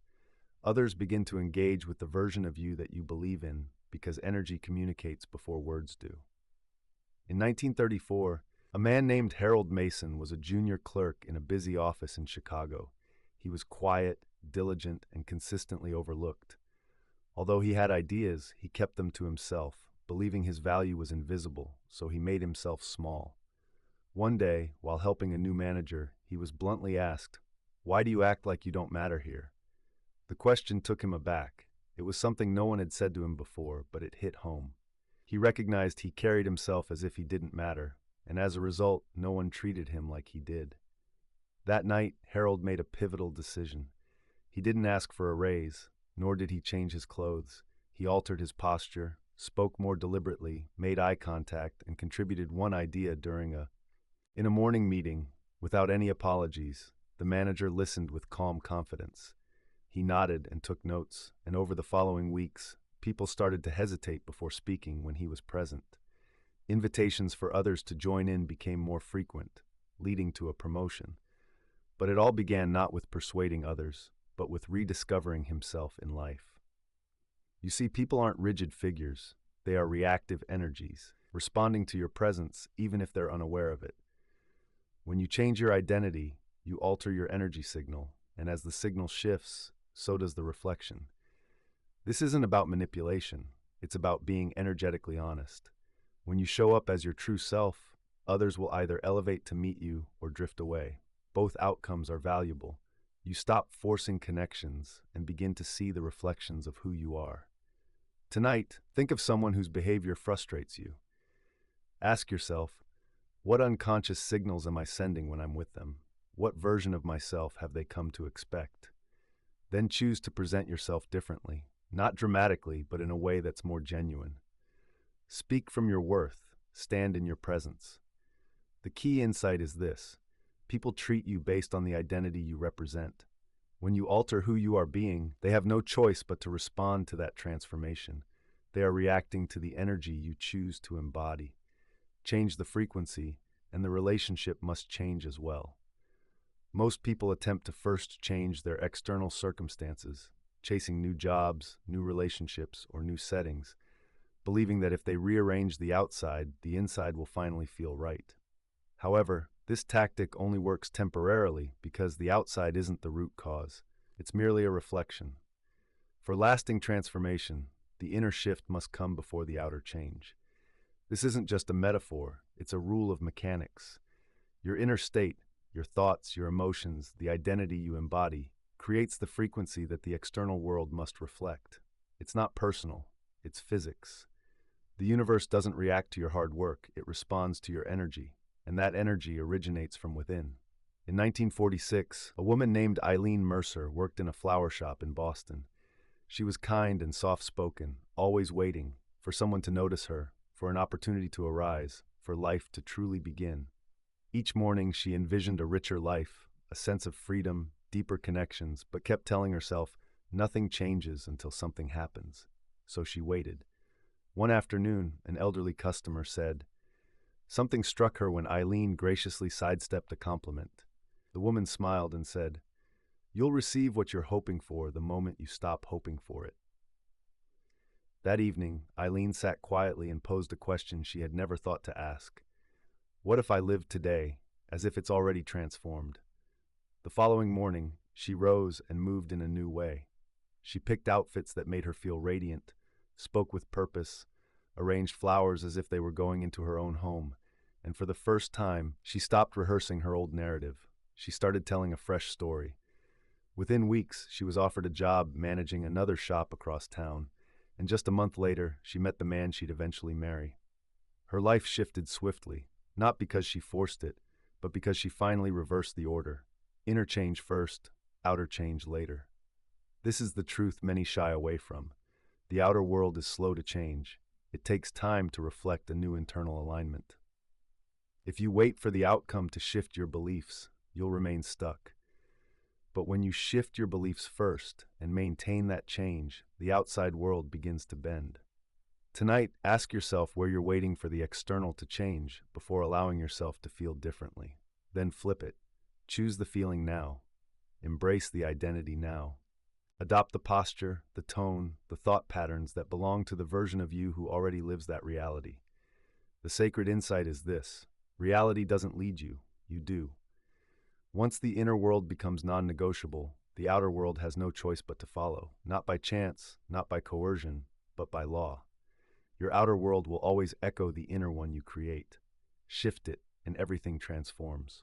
Awareness is the quiet architect of all you experience.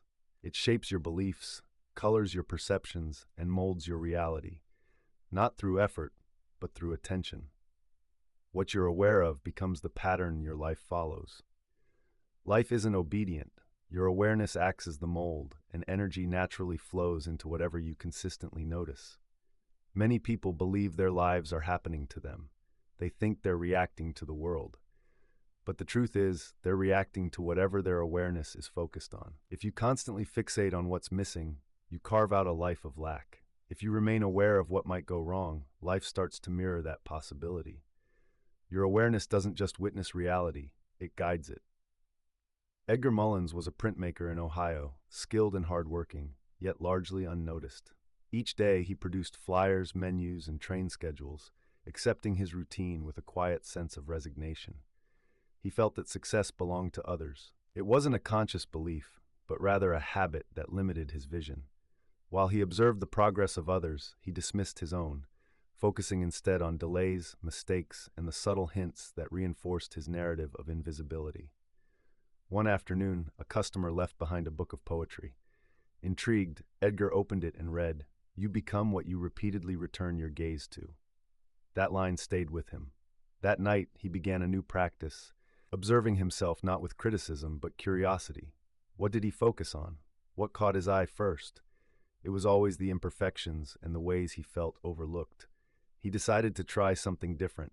Every day, he would place one print in the window with his name on it, not as an advertisement, but as a piece of art. He didn't promote it or explain it. He simply shifted his focus from being invisible to being visible. Over time, people began to stop. A local gallery curator took notice, and soon, conversations started. Within a year, Edgar was showcasing his prints in local exhibitions. His talent hadn't changed, but his awareness had. When awareness shifts, reality reshapes itself. Your awareness is like a mold. It shapes the life that forms around it. What you observe consistently begins to take shape in your reality. You don't need to struggle more. You need to observe differently. Tonight, Find a quiet moment and ask yourself, what have I been shaping with my attention? What do I typically see, expect, or anticipate? And what would change if I redirected my focus, not denying the old, but designing a new path? The core truth is that reality flows where awareness goes. It's less about battling what's been and more about choosing what's next. Awareness carves the form, and reality fills it. You're always shaping something, so make it intentional. When your awareness aligns with growth, life begins to fill that space with abundance, promptly and faithfully. Letting go can feel counterintuitive. We're often taught to hold tightly to our goals, trying harder until our desires bend to our will. But creation doesn't thrive on tension. It flourishes through alignment. Tension, whether emotional, mental, or energetic, signals mistrust. That's why letting go doesn't slow down manifestation. It speeds it up. Releasing creates space, reducing resistance and inviting abundance. When resistance fades, life begins to flow. Holding on too tightly communicates a lack of belief that things can unfold without control. Letting go expresses trust, affirming that it's already in motion, even if the results aren't visible yet. This trust transforms everything. It eases your nervous system out of survival mode, opens the door to inspiration, and creates room for unexpected timing and support. When you loosen your grip, you invite acceleration. In 1944, a woman named Ellen R. Reeves lived in a coastal Maine town. She devoted 5 years to writing a novel, pouring her heart into it. After sending it to multiple publishers and facing rejection after rejection, her frustration mounted. She began rewriting chapters, questioning every line, and often stayed up late. The tighter she clung to her manuscript, the more it seemed to slip away. One morning, after yet another rejection, she considered burning the pages, but something held her back. Instead, she tucked the manuscript away in a box and whispered, "I'm done," not out of defeat, but in a spirit of release. She stopped rewriting and chasing success, choosing instead to walk by the sea and read poetry, allowing life to flow back in. 6 weeks later, a distant cousin visiting for the summer stumbled upon the box. Working at a publishing house, he read the first page, then the next, and ultimately the entire manuscript. Within a month, the book was accepted, not because Eleanor tried harder, but because she ultimately let go. The energy of clinging too tightly creates friction, narrowing your vision and blocking unexpected paths. When you let go completely, you step back into a role of co-creation rather than control. Letting go doesn't mean giving up. It means yielding to something greater than your own timeline. Tonight, consider what you've been holding on to, the desire that occupies your thoughts. Ask yourself whether you are holding this with love or fear. Are you nurturing it or stifling it? Then take a breath and say aloud, "I trust this. I release the pressure. I know it's working." The profound insight here is that what you relentlessly pursue often seems to escape you, while what you embrace has the chance to come to you. Letting go is not a sign of weakness. It is the highest strength because when you release the demands of how and when things should happen, you create space for miracles. Miracles don't require force. They simply need an open field and a heart that's truly ready to receive. There exists a version of you beyond the constraints of time, unhindered by the past or present. The future isn't confined by logic or strict cause and effect. This is the five-dimensional mind, the part of your consciousness that perceives beyond the surface, creating not from memory but from vision. It understands that reality shifts with frequency, not facts. Most people exist in 3 dimensions. Some awaken to the 4th dimension of time. However, the 5th dimension is where reality becomes truly fluid. Here, you stop merely reacting and begin to select. In 3 dimensions, life feels solid. Events appear random, and identity seems fixed. You see separation between yourself and others, between your desires and you. In the 4th dimension, time becomes a loop. You recognize patterns, notice synchronicities, and feel the past replaying in the present. But in the 5th dimension, everything transforms. You come to understand, I'm not moving through reality. Reality is moving through me. In 1941, Genevieve Rhodes lived in London during wartime. As a nurse, she bore the weight of grief, chaos, and constant fear. Yet in the quiet moments between the sirens, she slipped into a different state. With her eyes closed, she felt herself walking by the sea, calm and whole. She couldn't quite name it, but it felt more real than the world around her. She began to write about this alternate life, capturing it in journals and watercolor paintings. One day, while sketching, she thought, what if I'm not escaping? What if I'm recalling a version of me that isn't fantasy, but a parallel I've accessed through frequency? That realization changed everything. Her energy shifted, her words softened, and her patients began to heal more quickly. Colleagues recognized her as a calming presence. But Genevieve understood the truth. She wasn't merely escaping into imagination.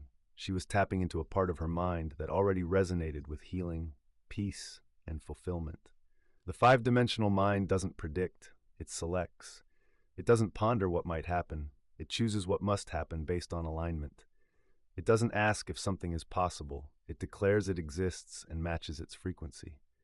From this space, time warps, opportunities emerge unexpectedly, and people transform. Doors appear where walls had once been, not because you forced it, but because you aligned with a reality where the outcome was already complete. So tonight, close your eyes and inquire, what version of me already lives the life I desire? Where do they exist? What do they feel, see, and believe? Then, instead of just visualizing, step into that version of you. Now, the sacred insight is that the five-dimensional mind is not just a fantasy. It's a memory from the future. When you stop trying to change the present and begin to shift your frequency, you don't just move toward your dreams, you collapse into them. In the fifth dimension, manifestation isn't something you wait for, it's something you remember back into existence.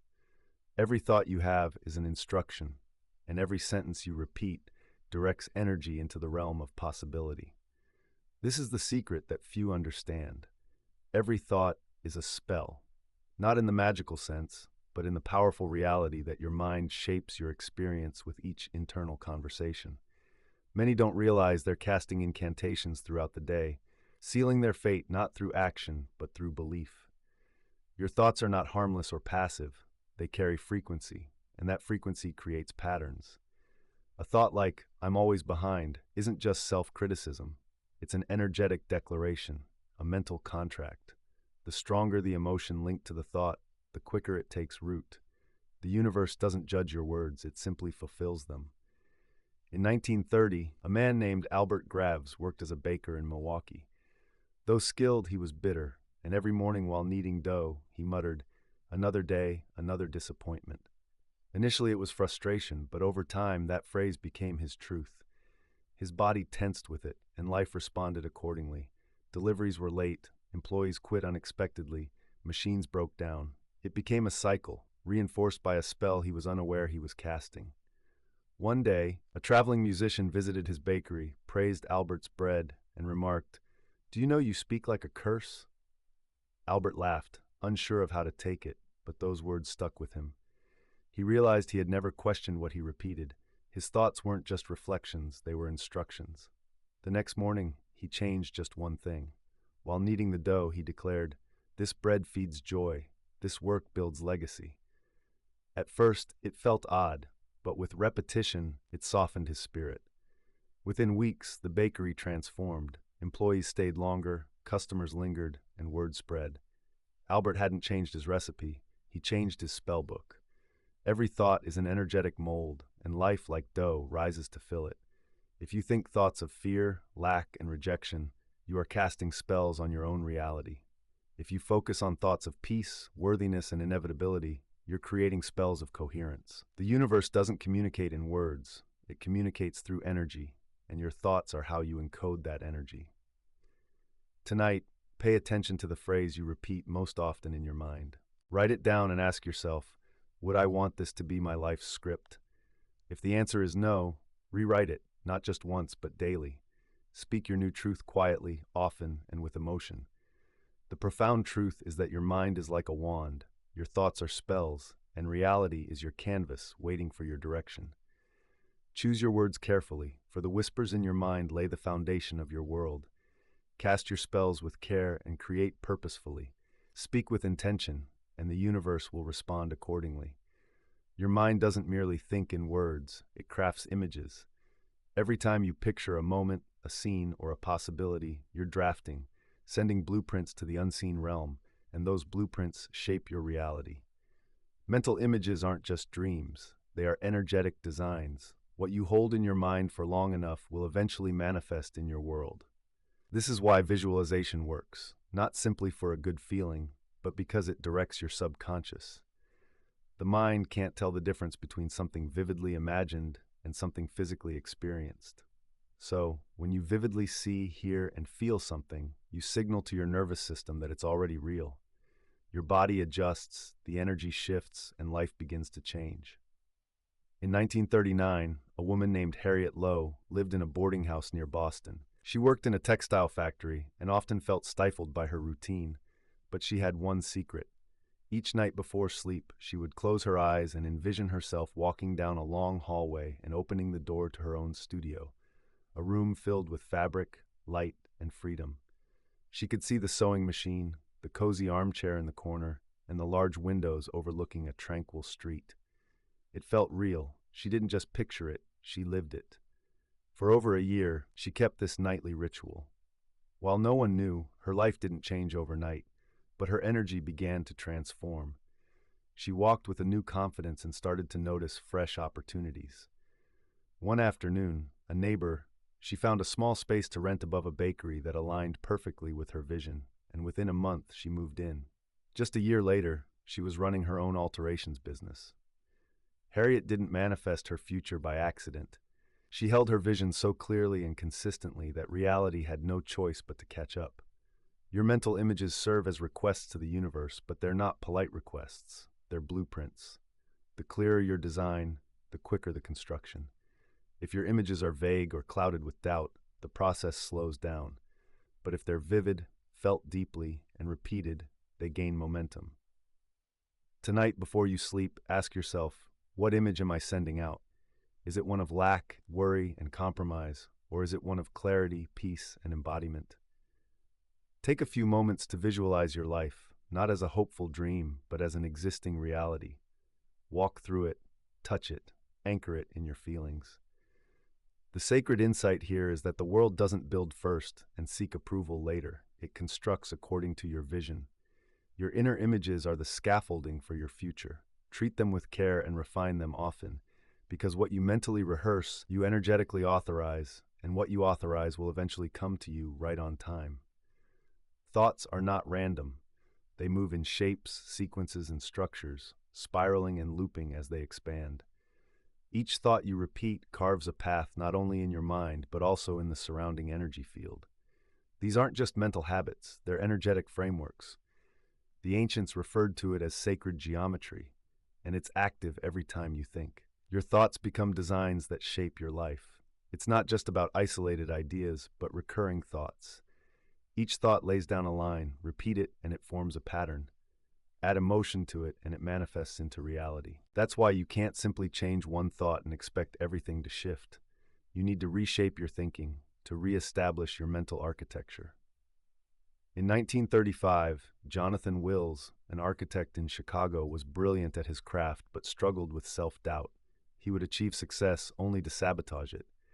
Each time a new opportunity arose, he would convince himself he wasn't ready, clinging to the belief that things always fall apart. And they did, repeatedly, not because he was doomed, but because he was consistent. His mind kept drawing the same energetic patterns. Lines blurred in his mind one night after losing yet another client. Jonathan gazed at one of his half-finished blueprints and realized his own thinking mirrored these incomplete, looping shapes. He pondered, what if I'm not failing? What if I'm just building the wrong structure? That evening, he began to sketch not just buildings, but the thoughts in his head. He illustrated the spiral of doubt, the jagged edge of anxiety, and the loop of self-sabotage.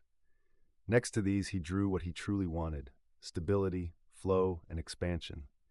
He wrote down thoughts that aligned with these new shapes and turned it into a daily ritual, drawing his thoughts, visualizing their geometry, and replacing the chaotic lines with cleaner, more stable ones, mentally as well as on paper. I can't hold this, transformed into I am grounded and capable. This won't last became I trust the structure I've built. In a matter of months, his clients came back, new ones showed up, but more importantly, he ceased the cycle of collapse. He had reshaped his mind, and his reality followed suit. Every belief has a pattern, and every pattern creates a form. When our thoughts spiral into fear or loop into doubt, our energy follows suit. But when our thoughts stretch outward and upward into flow, certainty, and purpose, the universe responds. We start to build differently, both on the inside and out. Tonight, take one dominant thought and ask, what shape is this forming in my life? Is it contracting or expanding?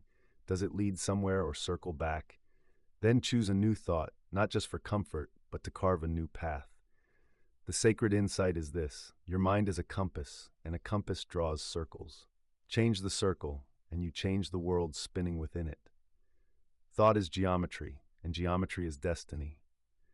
Build with intention, and your life will mirror the beauty of your design.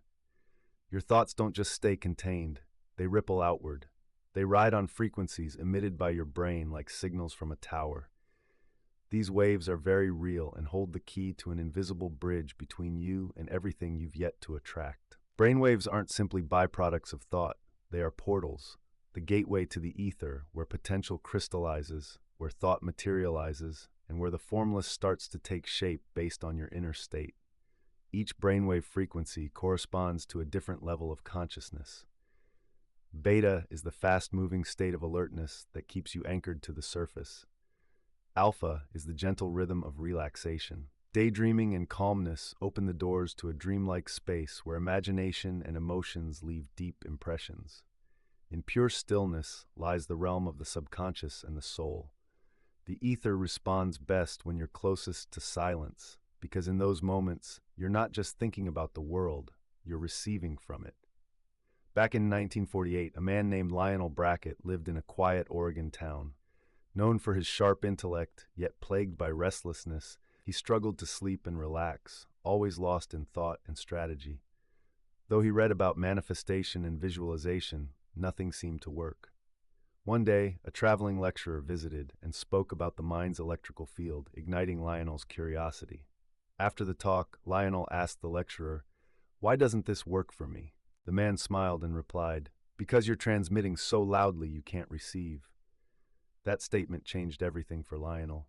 He began to explore states of silence. Initially, it was challenging, but every night before bed he practiced slowing his mind, allowing thoughts to dissolve instead of forcing them away. Gradually, he slipped into deeper waves, visualizing not through force but through ease. He allowed himself to feel what he wanted, like a gentle imprint. 3 months later, unexpected things started happening. Checks appeared, conversations flowed, invitations came in. He hadn't worked harder, he had just tuned into a lower frequency, not in energy but in wave.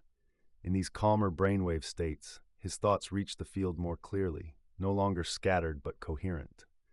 The ether, the unseen space where all possibilities reside, is accessed not through effort but frequency.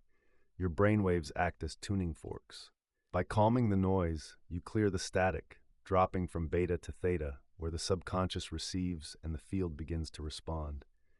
Tonight, as you drift off to sleep, don't just think about what you desire, feel it in soft waves. Picture it not with excitement, but with peace, allowing it to settle gently in your mind. The sacred insight is this: your mind is not just a creator, it's a transmitter. The quieter the wave, the clearer the signal. When you enter the stillness between thoughts, you step into the ether, where reality listens in a different way because you've finally tuned into its language. Manifestation isn't just a process, it's a connection. Magic is biology. It's not about wishing harder or hoping louder. It's about reshaping the neural connections that determine what you see, how you act, and what you unconsciously allow into your life. The neuroscience of manifestation is both straightforward and powerful. Your brain doesn't just record your reality, it actively constructs it. The more you think a thought, feel an emotion, or visualize a future, the more your brain physically adapts to align with that vision. Neurons that fire together wire together. This is a fundamental truth. Each time you rehearse a new belief, I am worthy, I am safe, I am successful, you're not just saying something nice to yourself, you're reinforcing a pathway. You're creating a neurological route that your subconscious will eventually take without hesitation. The more you repeat it, and the more emotion you inject into that process, the quicker it becomes the dominant path. In 1942, a woman named Margaret Ellis lived in San Francisco. She was a secretary, but dreamed of being a landscape painter. For years, she kept that dream at bay, convincing herself she lacked talent and that art was a privilege for others. Then, she came across an article about autosuggestion and mental rehearsal, which sparked her interest in the idea that the brain could be trained like a muscle. So, she started a routine. Each morning, before picking up a paintbrush, she would sit for 5 minutes and visualize her hand painting confidently. She pictured galleries, heard applause, and allowed herself to feel those emotions, not as a distant hope, but as if they were memories. Her heart raced, her palms sweated, and the images were so vivid that her brain couldn't tell they weren't real. After several weeks, she noticed a change. Her hesitation faded and her technique improved, not from more hours of practice, but because she stopped reinforcing the identity of an amateur. Her brain embraced a new identity, and her actions followed suit. Within a year, her work was showcased in a local gallery. Her brain shifted first, and then her life changed. You see, the subconscious is the real creator, accepting only what feels familiar. Your task isn't to struggle for your future, it's to make it familiar. The brain will always choose the path of least resistance, the thought that's most rehearsed, the emotion that's most repeated. If fear is practiced more than faith, fear will lead the way. If doubt is more familiar than desire, doubt will take control. That's why daily repetition is crucial. Visualization isn't just optional, it's about conditioning your neurology. Affirmations aren't mere fluff. They're rewiring commands with every image, every word, every feeling you repeat. Each of these creates a structure in your brain, and once that structure becomes strong enough, your subconscious starts to expect the future you've chosen. It actively seeks it out, filters for it, and moves toward it. Tonight, ask yourself, what is my brain currently rehearsing, and is that the life I want to keep repeating? The important insight is that manifestation begins with biology. When you train your brain to view the new as normal, the outer world starts to reflect that, not by chance, but through chemistry. You're not just thinking differently, you're building your future one synapse at a time. Reality isn't limited to what you can see, touch, or measure. Beneath the surface of physical experience lies a vast field of information that is intelligent, interconnected, and alive. This is non-local reality. It exists beyond space and time. Your mind has the inherent ability to access it, not through effort, but by tuning in. When your brain and nervous system reach a certain frequency, you're no longer confined to what's right in front of you. You begin to receive insights from the field. Non-local reality is where future possibilities already exist, where answers you haven't learned yet await discovery, and where synchronicity is born. It's not somewhere out there. It's right here, but you must match it vibrationally. Your logical mind can't reach it, but your subconscious, imagination, and intuitive knowing speak its language. In 1940, a man named Ernest Leland lived in a quiet town in Montana. As a radio technician, he was captivated by intuition and kept a journal of moments when he knew things before they happened. Weather changes, unexpected calls, strange hunches that always proved true. He referred to it as his invisible antenna. He didn't realize it at the time, but he was accessing non-local data, a form of awareness that doesn't need evidence to be real. One day, while fixing a broken transmitter, he paused and closed his eyes. Instead of thinking through the solution, he imagined himself inside the machine, visualizing the wires, feeling the current, and sensing the blockage, not as a thought, but as a knowing.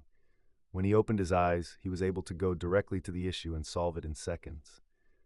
That night, he wrote, "The answer came from nowhere, or maybe everywhere." The mind can operate like a radio, switching between local signal and global broadcast. Local signal is logic, it's what you've been taught. When you enter a deeper state, like alpha, theta, or even delta brainwaves, you tap into a well of non-local intelligence. This is where ideas come fully formed, where breakthroughs may seem illogical, and guidance doesn't unfold piece by piece, but arrives all at once. This is how great inventors find solutions, how artists channel complete works, and how healers know intuitively what science has yet to discover. It's not about guessing, it's about receiving and remembering something your conscious mind didn't realize it knew. Tonight, make space for this access. Dim the lights, take a deep breath, and ask a question, not with urgency, but with openness. Then, simply be still. Let your mind wander. Don't force your thoughts, just listen. The answer might not come as a sentence. It could come as an image, a feeling, or a sudden sense of calm clarity. The sacred insight is this: you are not constrained by what your five senses perceive. Your mind is a portal. When you let go of control, soften your thoughts, and enter the present, you move beyond logic into a realm of knowing. The information you seek already exists. You don't need to push for it. You just need to tune in, because non-local reality doesn't hide, it waits for resonance. Imagination isn't just for children or a means of escape. It's the seat of your power, the throne of creation. Every reality begins there. Every invention, relationship, transformation, and breakthrough first existed in the invisible realm of thought. The one who masters their imagination wields the power that brings ideas into form. Many people have been conditioned to abandon their imagination as they grow up, choosing facts over vision, evidence over intuition, and reason over dreaming. But stripping away imagination means losing access to the blueprint of all that could be. Without it, you're destined to repeat what already exists, but with imagination, you become a sovereign creator, empowered by what could be. In 1936, a man named Charles Whitmore worked at a steel factory near Pittsburgh. Each day felt the same: the clanging metal, the smell of oil, the grind of routine. But Charles held something unique. In his pocket was a folded, yellowed piece of paper filled with sketches of a flying machine he had envisioned as a child. He didn't know how it would function. He simply knew it had come to him repeatedly in his mind. Each night after work, he would sit. Under the same light, he closed his eyes and envisioned himself soaring, not in an airplane, but in the device he had sketched. He could practically feel the wind, hear the sounds, and experience the lift. While it made no sense to anyone else, for Charles, it was more real than his current life. Years later, at a local fair, an engineer visiting from out of state spotted Charles's drawing at a booth. This encounter sparked a conversation, which evolved into a partnership, ultimately leading to the creation of the first prototype of a glider with an innovative propulsion system, born not from textbooks, but from a vivid imagination. Imagination isn't merely fantasy, it's a forecast. It reveals what could be if you dare to hold on to that vision long enough for your nervous system to accept it as something familiar. Your subconscious doesn't differentiate between reality and a vividly imagined scenario. It learns from what you feel, see, and emotionally experience. This is why imagination is not idle, it's directive. Tonight, instead of dwelling on old memories or rehearsing fears, step into your throne room. Close your eyes and envision the life that beckons you. Don't view it from afar. Immerse yourself in it. Speak from that place. Dress it in vibrant colors, sounds, and textures. Give it life. Here's the sacred truth. Your imagination is not mere fantasy. It's a powerful tool. It's the throne from which you govern the unseen realms. When you sit upon it with certainty, the world begins to shift, not through force, but because you remember who you truly are, the architect of your reality, not just a spectator. Most people think they are defined by their circumstances, inheriting beliefs, habits, and temperaments, and they assume that's their destiny. However, neuroscience reveals a different reality. Your brain is not static, and your personality isn't set in stone. The behaviors you engage in are not final. This is the crucial reality waiting to be uncovered. You are not bound by fate. You are shaped by repetition. Change the patterns, and you begin to transform your structure. This is the essence of neuroplasticity, the brain's remarkable ability to rewire itself, forming new neural pathways through what you consistently think, feel, and do. Your brain doesn't care about the truth. It cares about consistency. What you mentally rehearse and emotionally engage in becomes your norm, not because it's fate, but because it feels familiar. In 1947, a woman named Eleanor Grayson worked as a receptionist in Ambagras. In a doctor's office in Rhode Island, she had always been a bit reserved and painfully shy. Throughout her life, people had told her she was quiet, anxious, and not cut out for leadership. Over the years, those words became her inner voice, shaping her reality. She accepted them not just as opinions, but as her destiny. One day, a patient handed her a small book about the emerging science of brain plasticity. She was captivated by the idea that the brain could change not only through study, but through choices we make. She learned that our identities could be reshaped through the input we allow in, that habits, fears, and even confidence could be learned instead of simply being taught. So she decided to try an experiment. Each morning, she spent 5 minutes standing tall in front of the mirror, repeating, "I am confident, I am calm, I am magnetic." At first it felt silly, but she stuck with it. Her heart still raced before meetings, but she pushed through. Over the weeks, she noticed subtle changes. She began to speak louder, take longer pauses, and ask more questions. Her coworkers noticed too. Within months, she earned a promotion to office manager. But the true transformation was deeper. She discovered that her fate had merely been a collection of rehearsed thoughts. She realized that new thoughts, when infused with emotion, could sculpt a new brain, a new self. Your fate isn't etched in your DNA. It's wired in your synapses, which respond to repetition. Every affirmation, every visualization, and each time you act as if you're your future self, you're creating new neural pathways, new electrical currents, and ultimately, a new reality.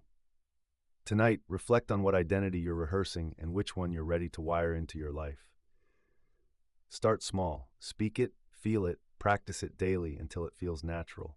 When it becomes familiar, it will become you. The profound truth is this: fate is a myth cloaked in repetition. Neuroplasticity is the reality. You're not stuck. You're modifiable. When you choose your thoughts as intentionally as you choose your attire, your brain will respond, and so will your life. There comes a moment when thought transforms into form, when emotion shapes the environment, and what once existed only in your mind becomes visible in your reality. This isn't just poetic, it's literal. When mind becomes matter, you harness the incredible power of consciousness to shape the material world, not by chance, but by design. Your thoughts are electric, and your emotions are magnetic. Together, they create a field that interacts with the quantum landscape, and that field is anything but passive. You communicate with possibility by selecting from the infinite. What you think, feel, and expect doesn't just remain within you. It projects outward, shaping events and drawing people while bending timelines. Matter isn't fixed, it responds to energy, and your mind is energy in motion.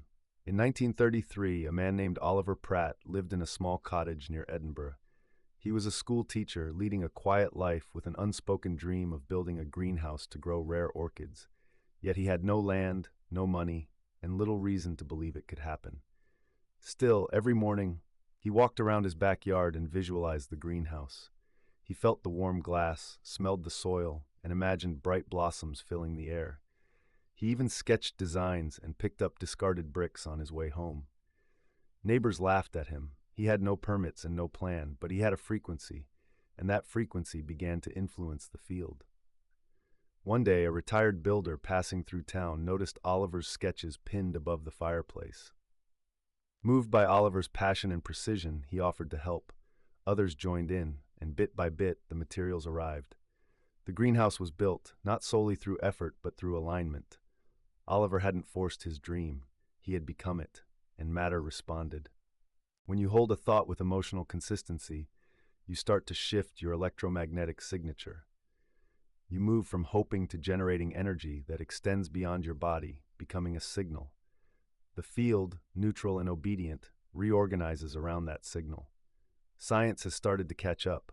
Heart coherence, brainwave synchronization, quantum entanglement. These concepts aren't just spiritual, they're measurable. Yet you don't need a lab to prove it, you only need to embody it. Tonight, choose one reality you desire. Close your eyes, not to see it, but to feel it. Don't worry about when it will come. Become the version of you who already lives within it. Walk through it, breathe through it, and let your heart beat in rhythm with it. The mind doesn't manifest what it occasionally visits, it manifests what it inhabits. The sacred insight is this: matter is delayed thought. What you hold within long enough becomes what you hold in your hands. Mind is not separate from matter. It is the blueprint behind it. When you stop asking the world to change first and start changing your signal, matter listens. It has no choice, because your mind, when sustained and certain, always leads the way. Escaping isn't about quieting the mind or drifting into nothingness. Meditation is about reprogramming. It's the tool for transformation. It allows you to delve beneath the chaos of thought and tap into the operating system of belief. Through meditation, you don't just find calm, you gain access to your mind, and with that access, you can rewire it. Many people attempt to change their lives externally, adjusting habits and goals, but unless you change the internal framework, the unconscious thoughts and emotional patterns, you'll remain stuck in the same cycles. Meditation provides a way out. It takes you beneath the layers of identity and into a place where the nervous system can actually listen. It's in this stillness that true change begins, not as an effort, but as instruction.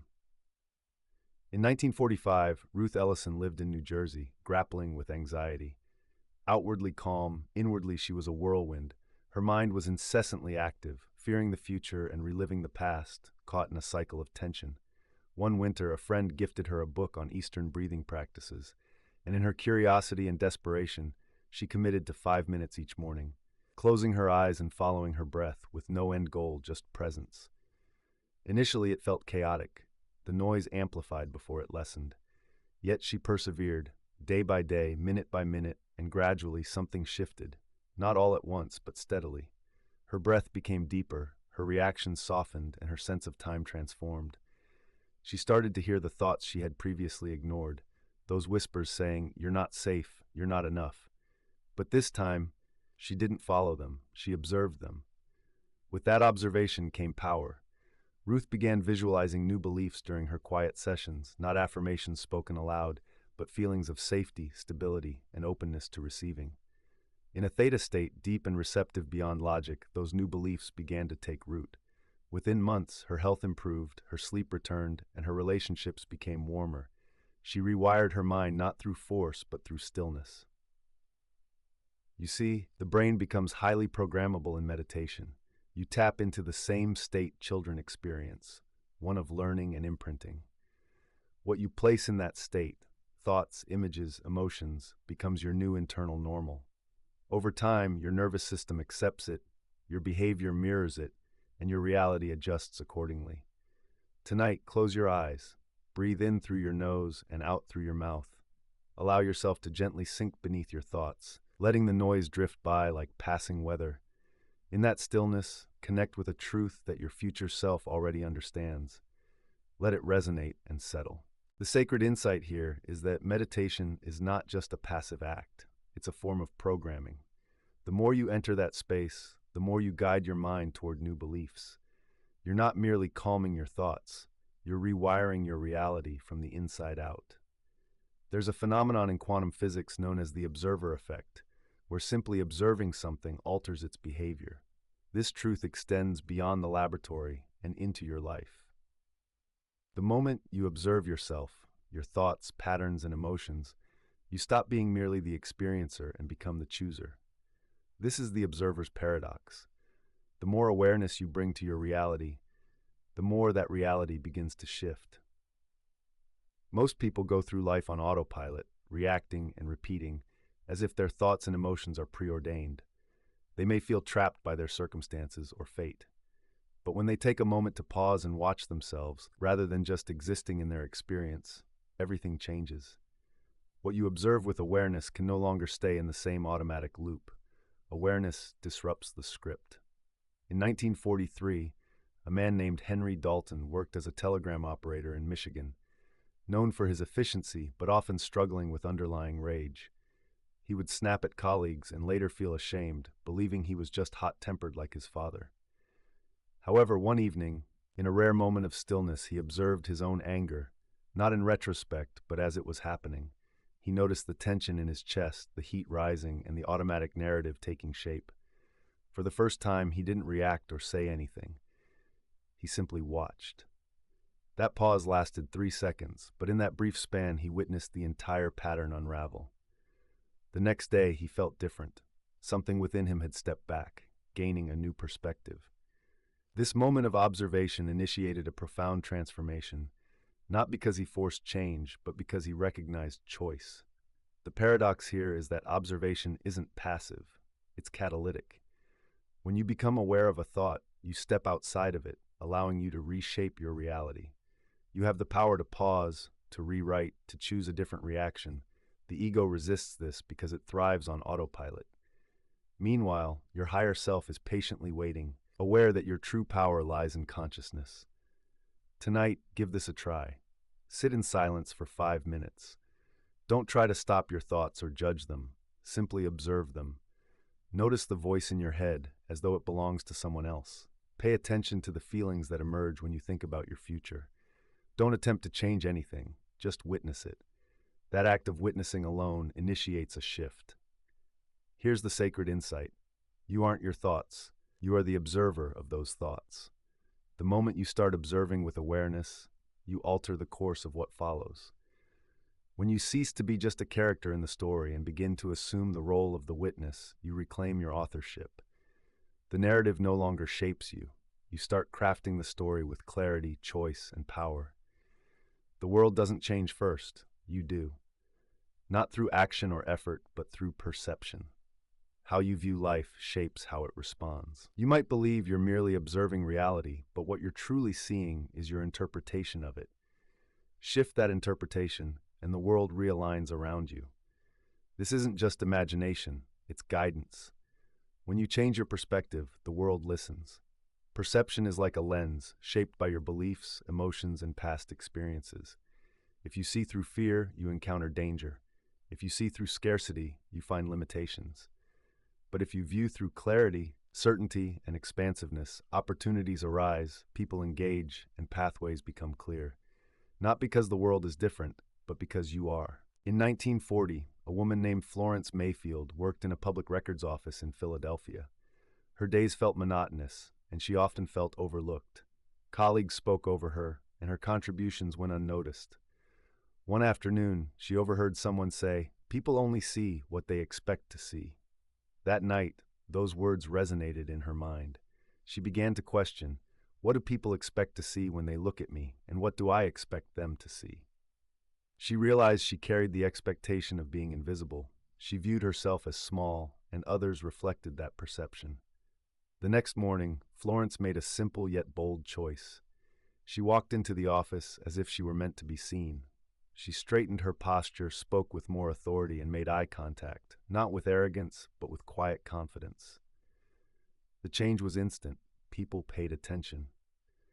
A manager asked her to join a new project, and within months, her position evolved. Yet the real transformation took place in how she viewed herself, not in how others saw her. You see, reality responds to your perspective, and more importantly, to how you perceive yourself in it. When you approach life with the belief in magic, magic shows up. When you brace for struggle, struggle intensifies. This isn't some illusion. It's a fundamental truth of the universe. Your observations shape the patterns around you, and your perceptions build the framework of your reality. The universe is neutral, filled with endless potential, but only the possibilities that resonate with your vision and are fueled by your emotions take form. When you see yourself as loved, love finds you. When you view yourself as capable, opportunities open up. When you feel aligned, the world mirrors your completeness. Take a moment tonight to consider your outlook on life. What have you been anticipating without even realizing it? What perspective are you using, and what is it revealing to you? The profound realization is this: the world isn't just waiting to shift, it's waiting for you to perceive it differently. Because when you change your viewpoint, you also change your energy. And when your energy shifts, reality must respond, not as a reward, but as a reflection of your new state. You're not just here to witness what is. You're here to define what's possible and see the world rise to meet that vision. Limitations thrive on attention. They draw strength from your focus, concern, and desire to overcome them. The more you engage with them, the more they grab hold. However, there's another approach, a quieter, more empowering route. You don't need to battle your limitations. You can make them inconspicuous. Most people attempt to conquer limitations through struggle, analysis, affirmations, and pushing against them, but what you resist only gains power. The more you concentrate on the issue, the more anchored it becomes in your experience. Unbeknownst to you, when you ask, "How do I rid myself of this?" you're still within its shadow. The path forward isn't through resistance, but through rising above it. In 1932, a man named Victor Langley lived in a small Vermont town. He was born with a stutter and spent his youth trying to overcome it. He read countless books, practiced speeches, and rehearsed in front of mirrors, but each word felt like a struggle, and despite his efforts, the stutter remained. One evening, a traveling speaker visited town and Victor attended, sitting at the back of the hall, hoping to discover a new technique. However, what he heard was completely unexpected. The speaker stated, "You don't fix the ceiling by staring at the crack. You build something so high that the ceiling disappears." That night, Victor shifted his perspective. Instead of trying to cure himself, he asked, "What would I do if this didn't matter? Not if it were gone, but if it were invisible to who I am becoming." He embraced roles where silence held power. He taught woodworking, delved into philosophy, and wrote letters. He became known for his presence rather than his speech. Over time, people forgot about the stutter, and so did he. Victor didn't overcome the limitation, he transcended it. He became someone to whom it no longer applied. You see, limitation isn't always something to eliminate. Sometimes it's something to outgrow. You become invisible to it by focusing on the identity that exists beyond it, not by battling the narrative, but by crafting a new one so compelling that the old one fades away. Tonight, think of a limitation you've been carrying, one you've tried to overcome, one that feels overwhelming, and then ask yourself, what would I concentrate on if I wasn't trying to fix this? What version of me already exists beyond this story? The profound insight is this: you don't overcome through sheer force, you overcome through evolution. When you redirect your focus to who you are becoming, the limitations of your past can no longer reach you. You stop feeding them, you stop matching them, and eventually you stop seeing them, not because they've vanished, but because you've distanced yourself from their reality. You've become invisible to them, and in that, you find your freedom.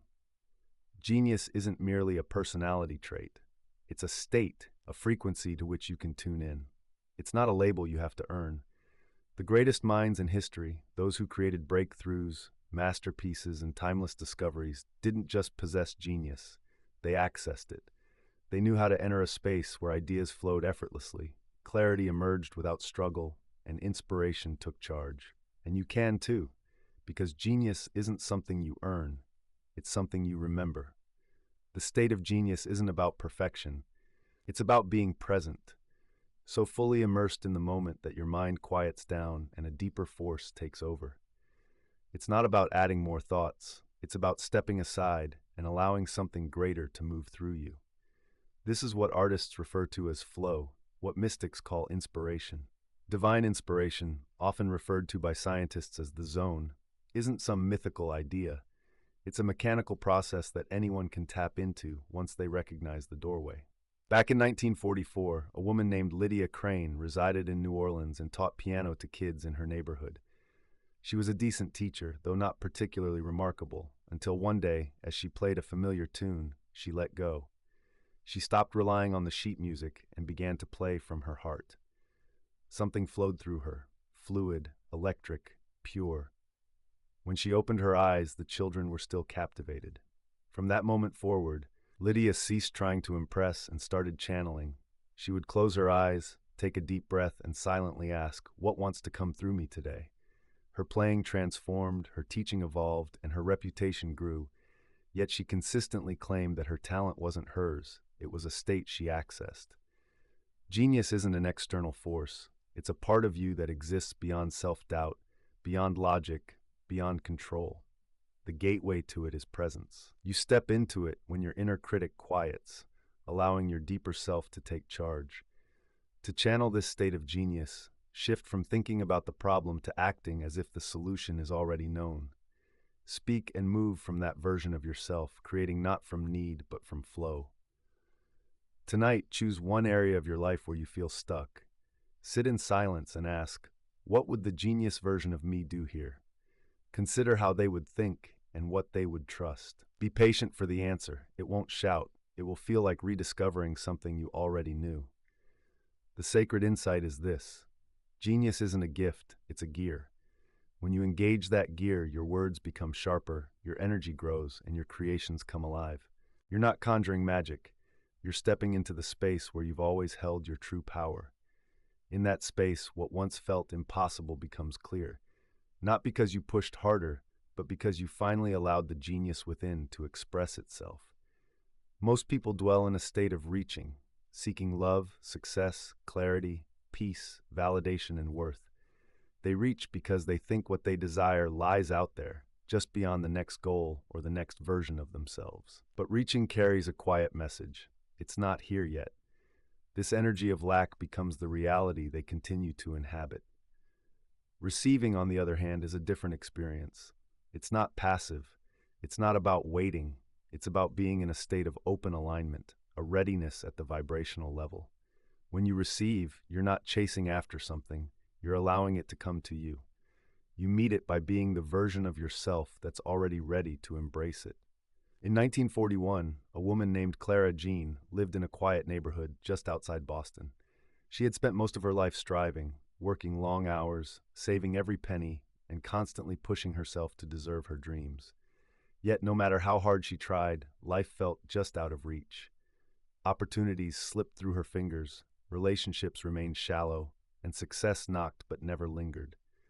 One evening, while reading a book of poetry, she came across a line that struck her: "You cannot grasp what is already in your hands." She set the book down and wept, realizing she had been so focused on proving herself that she'd forgotten how to simply be, how to open herself, trust, and receive. The next morning, she made a decision. No more chasing, no more reaching. She began each day with a quiet affirmation: "I am available for what is already mine." She walked slower, spoke more softly, and started to view herself not as someone trying to become worthy, but as someone who already was. Within months, her life shifted. New clients appeared through referrals, a former friend reconnected, and financial ease began to flow, not because she forced it, but because she finally allowed it in. Receiving isn't a reward, it's a frequency. When you align with it, you stop sending out the signal of lack and cease blocking what's trying to come your way. Reaching creates tension, while receiving creates space. Tonight, take a moment to ask yourself, where am I still reaching? What am I trying to force into place? What if I became still enough to receive it instead? Imagine opening a door, not because you're chasing what's outside, but because you're ready to welcome it in. The sacred truth is this: the life you desire isn't far away. It's waiting in a dimension that matches your willingness to receive. When you stop striving to earn what's already yours, the flow of life shifts direction. It moves toward you because the universe doesn't respond to effort, it responds to permission. When you grant yourself that permission, everything you once chased begins to arrive effortlessly and gracefully, right on time. Most people build their lives based on facts, looking solely at their bank accounts, their calendars, and the behaviors of others. Use that knowledge to determine what's possible. This is how most of the world operates, reacting to what's visible and known. But if you want to break free from repetition, you need to stop relying on facts and start living from the unseen field, where reality is formed before it's recognizable. Facts are outdated. They're just echoes of past energies.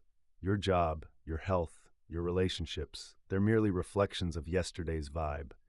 They're not prophecies, nor are they set in stone. If you keep reacting to them, you'll keep recreating the same patterns.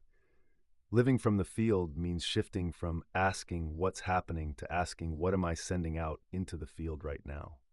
Back in 1946, a man named Gerald Whitman lived in a rented room above a bakery in San Diego.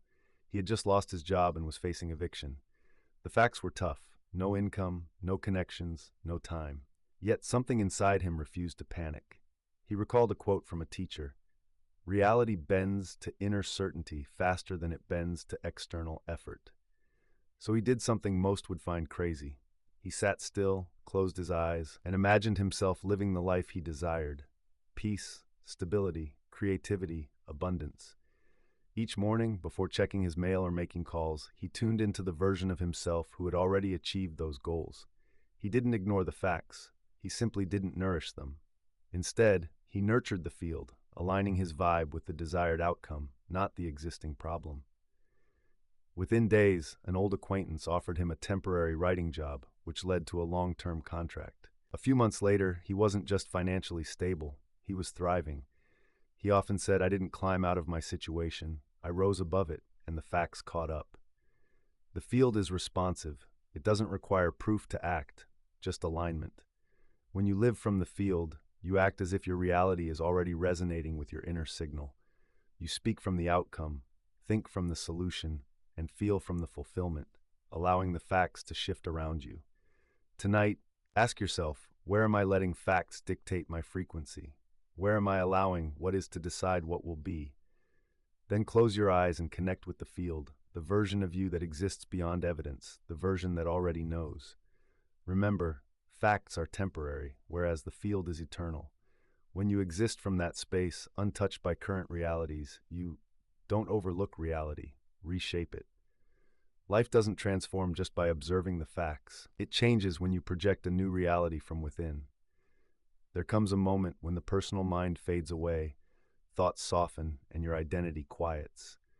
A different kind of intelligence starts to emerge, not louder but deeper. It's not about thinking, it's about connecting. This is the moment of mind melding, where your awareness merges with the infinite. You're no longer attempting to solve problems or manifest desires. You're the universe, awake within itself. Many people treat their minds like tools, swinging them at challenges like hammers. But when the mind is separated from the whole, it's limited. It gets caught in loops of doubt and defends the personal self, clinging to what it already knows. In contrast, the infinite mind, the consciousness beyond you, holds everything, every solution, every outcome, every possibility. When you stop trying to control and instead merge with that field, things begin to flow, not through force, but through ease. In 1939, a man named Samuel Baird lived in the hills of Northern California. He was a humble carpenter, quietly restless, believing he was destined for something greater. Every night, he sat on his porch, asking, "What is my path?" Each night, silence responded. One evening, weary from his searching, he surrendered, not from despair, but from letting go. He stopped asking and thinking, simply sitting and listening to the wind, the stars, and the quiet. In that stillness, something opened up. An idea was born, not in words, but in knowing. It felt like it flowed through him rather than coming from him, a blueprint for a design he had never seen before. The next morning, he sketched it out. This design became the foundation for a new type of support beam, stronger, lighter, and easier to install. It changed his life and eventually impacted the industry. Yet, he always insisted the idea wasn't his. It emerged from the space behind thought. The infinite doesn't communicate through noise. It conveys clarity. To hear it, you don't need to strive harder. You need to let go. The mind meld occurs when you dive deeper than your thoughts and become the field itself. In this realm, you don't have to plan. You simply perceive. You don't need to predict. You feel. You don't have to chase. You receive. So tonight, embrace silence. Don't ask for anything. Don't try to quiet your mind. Simply become aware of what lies behind the mind, the space between thoughts, the vastness beneath the story. Let yourself fall into it. Merge with it. Melt into the understanding that doesn't require words. The sacred insight is this: you are not a mind trying to connect with the universe. You are the universe remembering its mind. When you merge with it, when the little self dissolves into the greater whole, clarity arrives. Ideas come, peace comes, not because you found the answer, but because you've finally stopped feeling separate from it. There's a kind of prayer that doesn't require speaking. It doesn't begin with a request, and it doesn't end with an amen. It has no language, no formality, no structure. It is silent, deep, and pure. It lives beneath desire, beneath thought, beneath hope. This is the prayer beyond words, the sacred alignment where you no longer ask the universe for something because you've already become the energy of it. Most people pray from a place of lack. They pray because something is missing, because they feel separate, because they need change. There's nothing wrong with this. It's honest and often healing. But the most powerful prayer is not a plea. It's not even a sentence. It is presence. It is a state of being that says, "I already know it's done. I already trust it's here." In 1942, a woman named Althea James lived on a small farm in rural Virginia. Her days were long, her resources few, and her prayers frequent. Each night she knelt, asking for strength, help, and answers. Though she believed deeply, the answers came slowly. One night, as the wind howled and her lantern flickered, she paused mid-prayer. Something inside her whispered, "What if you stopped asking and just listened?" She closed her eyes, took a breath, and instead of speaking to the sky, she felt into it. She let the silence fill her. She imagined being held, supported, understood, not someday, but right now. Her body softened, her heart slowed. She didn't utter another word that night. She simply remained in the feeling. The peace was immediate, the shift unmistakable. From that night on, Althea's prayers changed. She no longer asked, she aligned. She didn't say, "Please bring me peace." She became peace. She didn't beg for guidance. She entered stillness and allowed it to arrive. And things began to move inside her and around her, not through force, but from... It's not about the words we use, it's about the energy we radiate. The universe doesn't listen to what you say, it senses your vibration. The true prayer transcends language. It's when you stop reaching out for the divine and start becoming one with it. You embody trust, knowing, and gratitude. From this state, you won't need to ask for what you desire. It will come to you because you've already welcomed it with your very essence. Tonight, instead of speaking your prayer, tune into it. Picture the moment when your wish is fulfilled. Breathe as if it's already a reality. Immerse yourself in the emotions you've longed for, not tomorrow, but right now. The key insight is this: the most powerful prayer isn't merely spoken, it's something you embody. When your energy aligns with your desires, when your presence resonates louder than your words, reality shifts.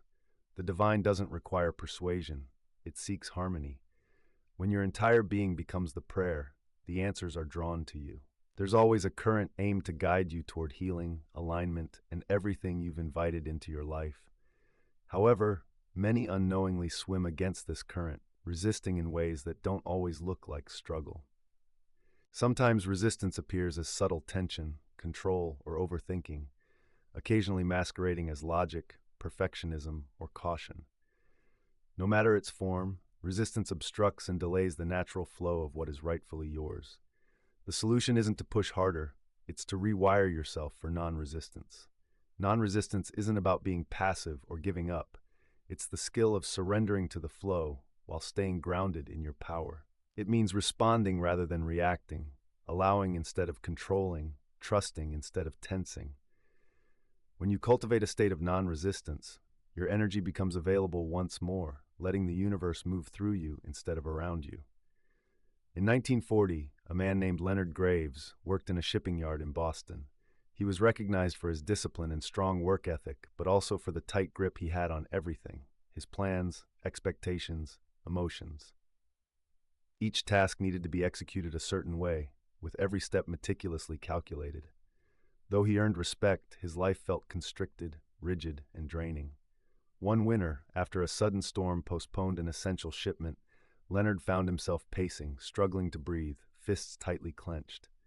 A coworker gently suggested, "Maybe life's not fighting you, Leonard. Maybe you're fighting it." Those words struck a chord that night.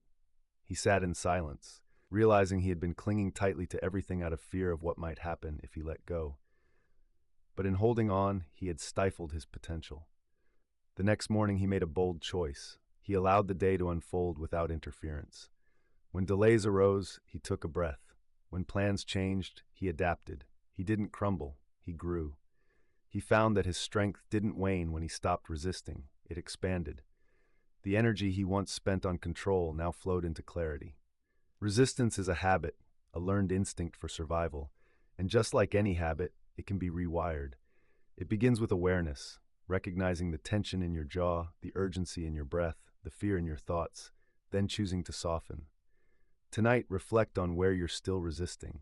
What wishes to flow through you? Where do you find yourself gripping, overanalyzing, and planning? Take a moment to pause, breathe, and envision loosening the grip, not to fall, but to float. The real insight here is this: your natural state is one of receptivity, openness, and fluidity. Resistance is just an interruption. When you teach yourself to embrace uncertainty and face life unguarded, you create space for flow to return. You transform into a channel instead of a block, allowing what was once stuck to move, not because you forced it, but because you stopped pushing it away. Your body senses every thought and absorbs every belief, not just mentally, but physically. Muscles tense with fear, posture droops under feelings of unworthiness, and breath quickens in guilt's presence. Over time, your body becomes a reflection of your inner self, showing not just your habits but your identity, not just your lifestyle but your beliefs. You don't just think your reality, you embody it. Many view the body as distinct from the mind, treating tension, fatigue, illness, or posture as random or mechanical. But the body speaks truth. It reveals what the conscious mind often denies. If you think you must bear everything alone, your shoulders tighten. If you believe staying small keeps you safe, your chest sinks.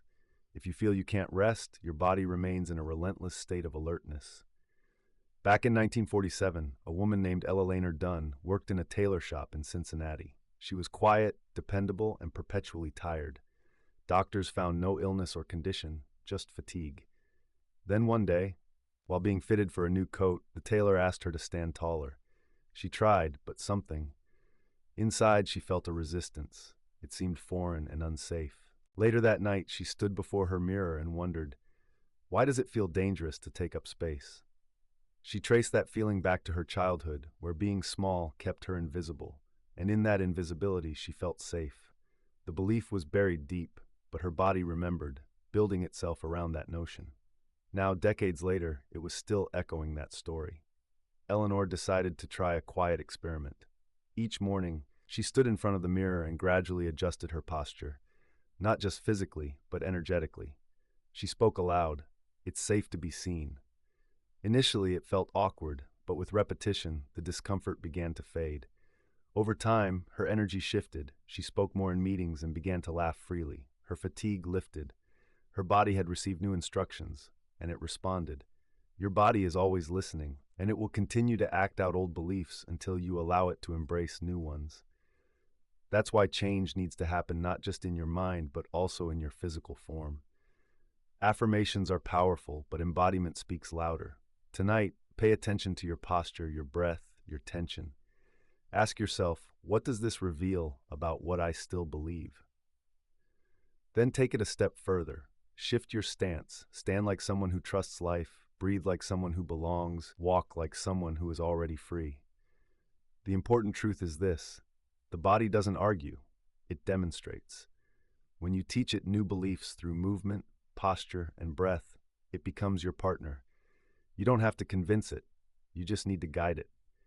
Because when your body starts to reflect the truth of who you are becoming, your reality shifts, not through effort, but because your entire being is in alignment. Most people attempt to change their lives through action. They wake up early, work harder, speak louder, and try more. They adopt new routines, set big goals, and measure their progress by output.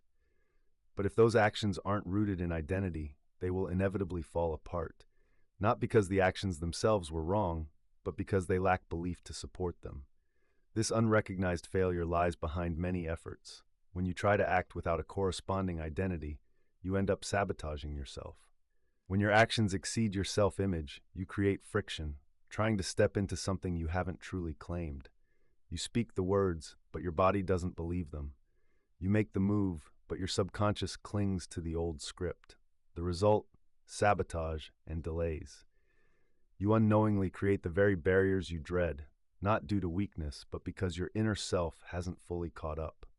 In 1938, a man named Joseph Adler lived in Milwaukee with a dream of starting his own shoe shop.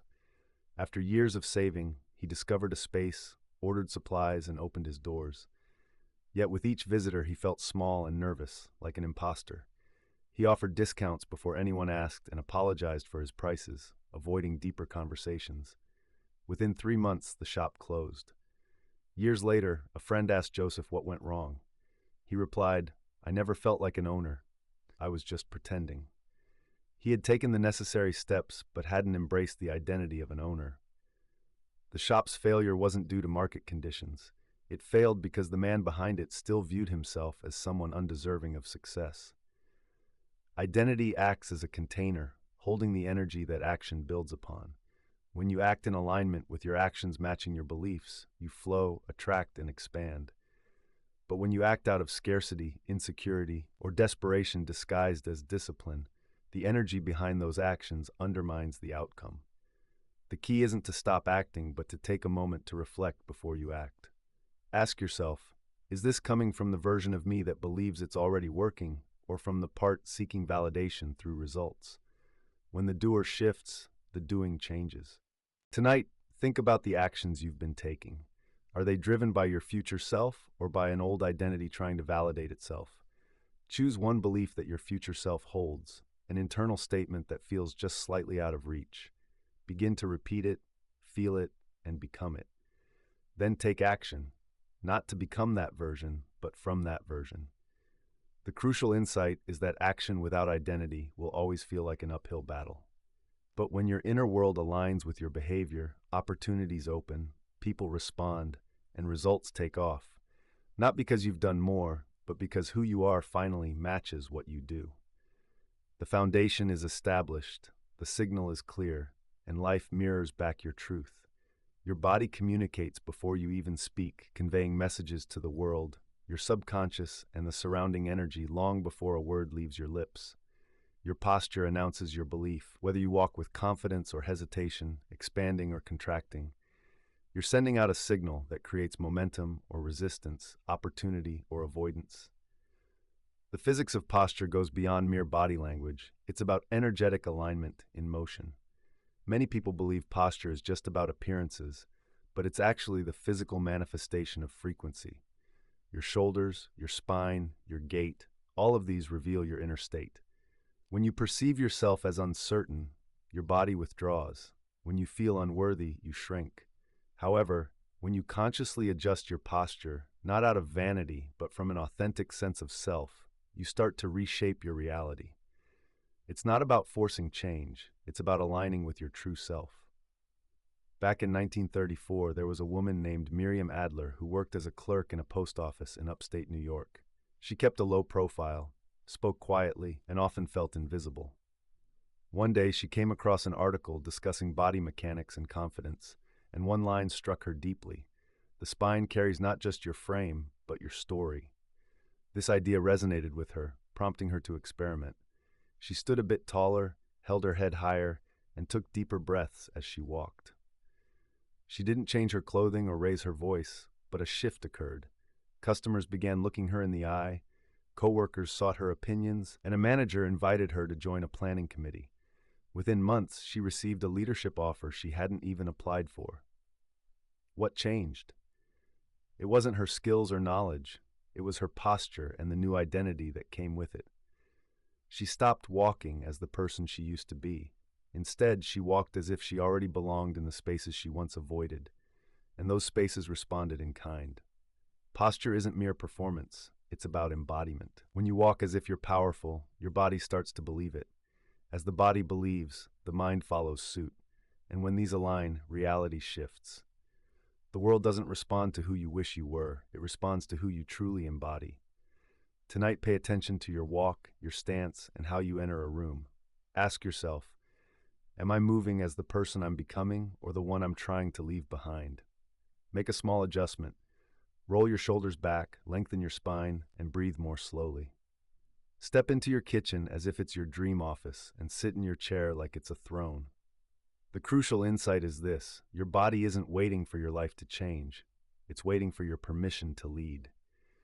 When you move as if you already are what you aspire to be, life has no choice but to meet you on that path. In physics, form follows motion, and in energy, results manifest. Always maintain the right posture. Most people wait to experience their emotions until the event actually occurs. They hold off on feeling joy until a new relationship starts, peace when the money comes in, or freedom when their schedule is clear. This waiting only postpones what they truly desire. Emotions aren't just outcomes, they are the activators. When you embody the feeling before the event, you set the stage for it to manifest. This isn't about pretending, it's about preparing. The universe doesn't respond to mere words, it reacts to vibrations, and emotion is the quickest and clearest signal of your frequency. If you can channel the feelings you anticipate after your manifestation, you can bend time. You stop waiting for permission to feel good and start emanating from the reality you wish to inhabit, attracting what aligns with your broadcast. Back in 1939, A man named Paul Merritt worked in a Chicago printing press, dreaming of being a writer. However, constant rejection had chipped away at his confidence. Each story he submitted came with a mix of hope and dread, and every unread letter only deepened his doubts. Maybe I'm not meant for this, he thought. One evening, while walking home, he heard music from a jazz club that made him stop. It was vibrant, joyful, and liberating. He closed his eyes, and for a moment, he envisioned what it would feel like to already be published, not as a dream, but as a felt reality. He didn't dwell on it, he experienced it, the pride, the calm, the creative certainty. For a few minutes, he soaked it all in before heading home to write, not from hope, but from that feeling of embodiment. Every night, before he picked up his pen, he would take a moment to breathe, ground himself, and generate the emotion of success already achieved. His writing flowed differently, his tone shifted, and his newly found confidence came alive on the page. Within 6 months, one of his stories found a home in a regional magazine, and just a year later, he left the printing press. Emotions are far from passive reflections of what's going on. They serve as instructions. When you feel joy, your body releases chemicals that affect your decisions, posture, and even your perception. When you experience peace, your nervous system resets and opens up creative pathways. Emotion isn't just a byproduct, it's the driving force. Tonight, close your eyes and ask yourself, what would I feel if what I want had already arrived? Don't analyze it, feel it. Allow the emotion to rise within you as if it's already real, and let it invigorate your breath and posture. Don't chase the event, generate the emotion. The key insight is this: you don't wait to feel it, you feel it to create it. Once the body believes, the brain follows, and when the brain follows, the world reflects. The emotion you embody becomes the experience you invite, not someday, but now. There's a moment before every transformation when the air goes still, a pause, a breath, and then a decision. Not a wish, not a maybe, but a full-body yes. A decision isn't just a thought, it's a frequency. It's the energetic signal that proclaims this is happening, even before anything has changed. When you truly, deeply, completely decide, you activate momentum that no plan or strategy alone can create. Many believe action creates momentum, but it's decision that flips the switch. Decision clears the static, collapses confusion, and signals to the universe that all of you is moving in one direction now. When that signal is clean, the universe begins to reorganize immediately. In 1940, there was a man named Harold Vance who lived in Pittsburgh. He toiled at the same desk job for 15 years, always telling himself that someday he'd open a small design shop. He sketched blueprints in secret and read architecture books late into the night, but he never took the leap. Why? Because he hadn't decided. He had flitted around the idea, entertained it, even visualized it, but the energy behind his thoughts was hesitant. One morning, after a sleepless night of worrying, Harold stood in front of his mirror and asked himself, what if I stopped waiting for the right time and made it right by taking action? In that instant, something shifted, not in logic but in certainty. He felt it in his spine. That day he went to work and gave his notice. No safety net, just a full-body decision. Within a week, a friend offered him space for his designs, and a former client reappeared with a commission. Things began to move, not because he figured everything out, but because his frequency had become undeniable. He sent a signal that said, I've already leapt, and life moved to catch him. You see, hesitation is heavy. It slows down energy and scatters your signal. When you say, I'll try, the universe hears, I'm not ready. But when you decide on the new timeline, the universe hears, let's move. Decision is sacred, not because it changes everything instantly, but because it changes you. And once you shift, everything around you begins to respond.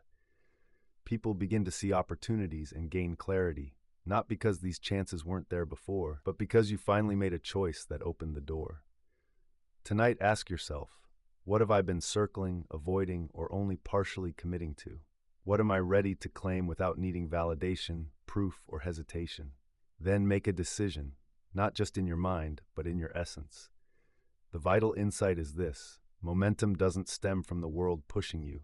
It arises from your deep commitment to your choice. The moment you stop just considering options and start embodying your chosen outcomes, reality gathers around you, waiting for your next move. Decision-making isn't merely a starting point, it's an invitation. When clarity is present, momentum responds with a surge. Before your day kicks off, before you read the first message or make the first decision, your energy is already sending out a signal. This signal doesn't just influence your feelings, it shapes what you attract, how others react, what ideas come to you, and what opportunities arise. Without grounding, you become adrift, pulled into others' urgency, the chaos of the world, and the pressure to prove yourself. But with an anchor, you remain steady, becoming the center around which everything else revolves. That's the purpose of a daily anchoring practice. Most people wake up and immediately fall into a momentum that isn't theirs. They check notifications, absorb the world's mood, and allow their nervous systems to be overtaken by urgency. However, the mind is most impressionable in the first few minutes of waking. That time is precious. If you don't direct your energy, something else will. In 1943, a woman named Ruth Bellamy lived in Minneapolis and worked as a bookkeeper. Her job felt robotic, but her spirit craved clarity, calm, and creativity. Yet she often felt scattered before the day even began. One morning, while reading an old almanac, she came across a farmer's ritual. Before touching the field, the hand must be still. That line resonated with her. The next day, she woke up 30 minutes earlier and sat by her window with a notebook. No phone, no agenda. She posed 3 questions to herself. Who am I becoming? What energy will I embrace today? What is already working in my favor? She didn't write lengthy paragraphs, just intentions. Then she sat in silence for 5 minutes, breathing into those answers. She called it her anchor. Within weeks, she noticed changes. She spoke with more confidence, said no without guilt, and recognized synchronicities that had previously gone unnoticed. The world hadn't changed. She had. She wasn't just reacting, she was radiating. The daily anchor practice isn't about getting more done. It's about being present. It reconnects your body and mind, centering you before the day's distractions take hold. When you stay centered, life flows with less resistance and more rhythm. The practice is straightforward. Each morning, before anything else, sit with yourself. Write 1 page, answer 3 questions, take a few breaths, and anchor into the version of you that exists beyond fear, reaction, and old stories. Then, move through your day not to gain more, but to embody more. In the evening, prepare for tomorrow. Create a sacred space, the pen, the chair, the stillness. Make it meaningful. The insight here is you don't need to control every hour. You only need to claim those first few minutes.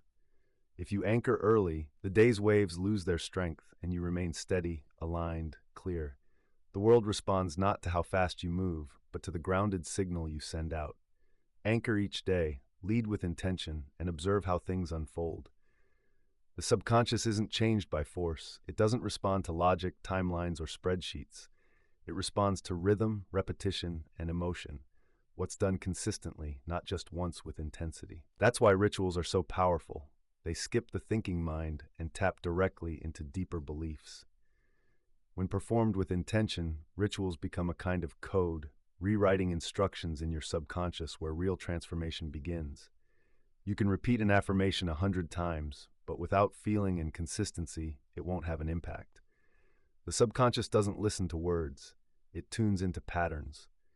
Rituals create patterns, and those patterns shape your identity. In 1940, a man named Elias Monroe lived in a boarding house in New Hampshire. He was quiet, humble, and hardworking, but felt a sense of never quite belonging, no matter where he went. One evening, he attended a lecture on symbolic repetition, learning how certain intentional daily actions could rewire his sense of self. That night, Elias crafted a ritual. It was simple and silent. Each morning, before getting dressed, he placed his hand over his chest and spoke aloud, "I am welcome here." Then he donned his coat, not just for warmth, but as if wrapping himself in that belief. At night, he reversed the ritual. As he removed his coat slowly, he found himself thankful for the day, reaffirming that feeling. At first, things didn't seem to change, but by the 3rd week, others began to respond in new ways. Conversations stretched out, invitations flowed more freely, and his posture transformed. The energy he carried no longer sought permission. It exuded presence. He didn't transform into someone else. He simply became someone who truly belonged. This wasn't about convincing others. It was about convincing his subconscious. Your subconscious is always tuned into how you move, how you speak, how you prepare, and how you end your day. If you rush through life, it learns that you come second. If you treat your desires lightly, it understands they aren't serious. But when you show up each morning as if your life matters, when you create small, repeated moments that affirm belief, your subconscious listens, adapts, and eventually obeys. Ritual doesn't have to be grand, it just needs to be felt. Light a candle while stating your intention, take 3 slow breaths before tackling emails, or look in the mirror and affirm, "This is who I am now." Once it's done, it might seem trivial, but when done daily, it becomes transformational. Tonight, create a small, sacred ritual. Choose a time that fits into your day and attach it to something ordinary, giving it meaning. Let it express a new truth to that part of you that no longer requires convincing, just consistent demonstration. The key insight is this: your subconscious doesn't crave more information, it seeks instruction. And rituals are your way to give that, not by forcing change, but by embodying it, one quiet, powerful act at a time. Clothing isn't merely fabric, it's a frequency. Every piece you wear communicates something, not just to others, but to your subconscious. What you wear declares your identity, a silent, embodied signal that says, "This is who I am, this is what I allow, this is what I believe I'm stepping into." Many dress out of habit, for function, or for comfort. But what if you dressed for becoming? What if you used clothing as a tool to anchor a new self? Your subconscious is always observing. It hears what you say, yet more importantly, it sees what you do. If you claim you're stepping into your next level but continue to dress as if you're hiding or apologizing for your presence, the message gets muddled. But when your outer world starts mirroring the energy of where you're headed, something clicks, and your subconscious begins to stop hesitating. It starts adapting. In 1931, a woman named Rose Milligan worked as a typist in a bustling London office. She was exceptionally talented, intuitive, and deeply creative, yet she kept her ideas to herself. Dressed simply, she spoke softly and moved quietly. One rainy morning, while heading to work, she caught sight of a striking emerald green coat in a window display. Something stirred within her. It was beyond her budget and didn't quite align with her role, but the next day, she returned and purchased it anyway. When she wore that coat to work, everything shifted. She carried herself differently and spoke with newfound authority. People began to listen, not because of the coat itself, but because of the identity she allowed herself to embody while wearing it. It became her armor of alignment, and soon she was no longer just taking dictation. She was crafting her own proposals. Within a year, she left her job to start her own consultancy. She often remarked, "I wore my future before it arrived." Your wardrobe isn't merely about impressing others. It's about affirming who you are. It's about embodying the energy of the life you're stepping into, not in the future, but right now. When you dress from a place of identity rather than obligation, you don't just appear different, you feel different. And when you feel different, you act differently. The world responds to that change. This isn't about wearing luxury or adhering to someone else's standards. It's about choosing your clothes with purpose, asking yourself each morning, what would my future self wear today? How would they move in their skin? What energy would they bring into the room? Then, honor those insights with action. Tonight, take a look at your closet. Notice what feels expansive, expressive, and powerful versus what belongs to an older version of you. Make a conscious choice and lay out something for tomorrow that signifies your growth. The key insight is this: what you wear is not superficial, it's symbolic. When your clothing aligns with your calling, your subconscious begins to listen. It stops clinging to the past and starts preparing for the future, because you didn't just envision your next level, you put it on. And the world will take note. Before anyone else sees it, you must move like your future self. Not just in ambition or words, but in your physical presence. Every movement carries your identity. The way you walk, sit, or enter a room sends signals that tell your subconscious who you are. The moment you start moving as if you've already arrived, your frequency shifts. And when your frequency changes, so does reality. Most people wait. To create a shift in how they present themselves, many believe that once they land the job, they'll stand taller. Once they achieve success, they'll walk with confidence, and once they're chosen, they'll feel more open. However, the reality is the opposite. The body doesn't adapt to the future. Rather, the future adapts to the body. When you move like the person you aspire to be, you close the gap between now and then. In 1945, a man named Arthur Penn lived in a modest apartment in Chicago. He was quiet, polite, and often overlooked. He dreamed of being a public speaker, commanding stages and inspiring audiences. Yet in his everyday life, he moved through the world like a shadow, shoulders hunched, steps short, eyes downcast. One day, while watching a movie about great speakers, he noticed something intriguing. They all moved differently. There was a rhythm, a presence, a confidence before they uttered a single word. That night, Arthur made a decision. He began to study his own posture and practiced walking across his room, not as the man he had been, but as the man he wanted to become. At first it felt silly, but something shifted. When he walked taller, he thought taller. When he moved with certainty, new ideas flowed. His voice grew stronger, and within a year, he was speaking at local events, drawing crowds. His breakthrough didn't stem from his words. It began with how he moved. Our nervous system captures everything. It remembers how it feels to shrink, to hide, to hesitate, but it can also learn how to expand, to lead, to embody the next level. The quickest way to rewire that memory is through movement. Take a moment tonight to ask yourself, how does the future version of me move? How do they enter a room? How do they gesture, breathe, or sit? Then start to practice, not just for show, but as a signal. Teach your body what it feels like to be that future self. Let the muscle memory take shape. Allow the identity to settle in. The profound truth here is that embodiment comes before evidence. When your body starts to act like the person you're becoming, your mind begins to accept it. And once belief is rooted in the body, reality starts to reflect that truth. Not because you forced it, but because you took action first. The field takes notice and aligns with your direction.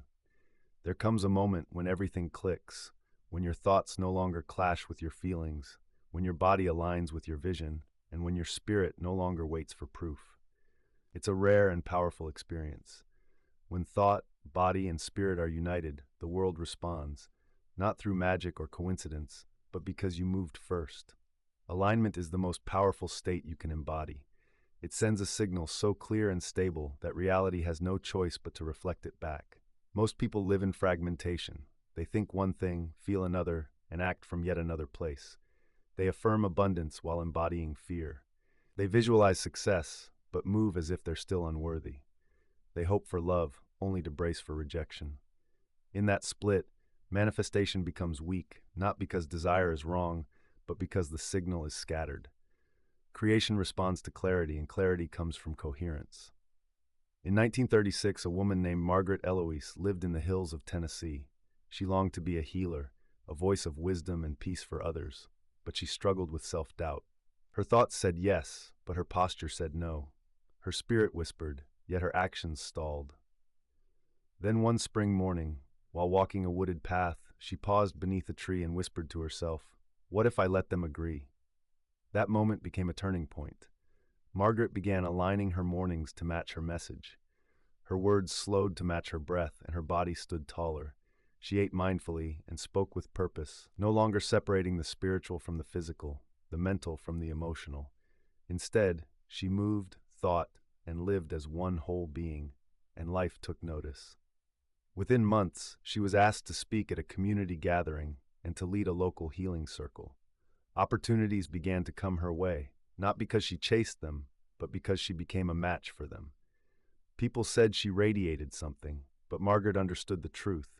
She wasn't radiating anything new. She had simply removed the contradictions. You see, the universe is a mirror, reflecting not what you say, but what you are. When all parts of you point in the same direction, the mirror reflects with speed and precision. You no longer leak energy, you become a force. Tonight, check in. Are my thoughts aligned with my actions? Is my body expressing my beliefs? Is my spirit grounded in my decisions? Wherever there's misalignment, there's delay. But the moment you unify, when your vision, voice, and vibration match, doors open, not slowly, but instantly. The sacred insight is this: alignment is the true authority. When thought speaks truth, when the body walks it, and the spirit believes it, the field responds without resistance. The world doesn't resist coherence, it reveres it. It bows not to your effort, but to your integrity. Because when every part of you says yes, the world says yes back every time.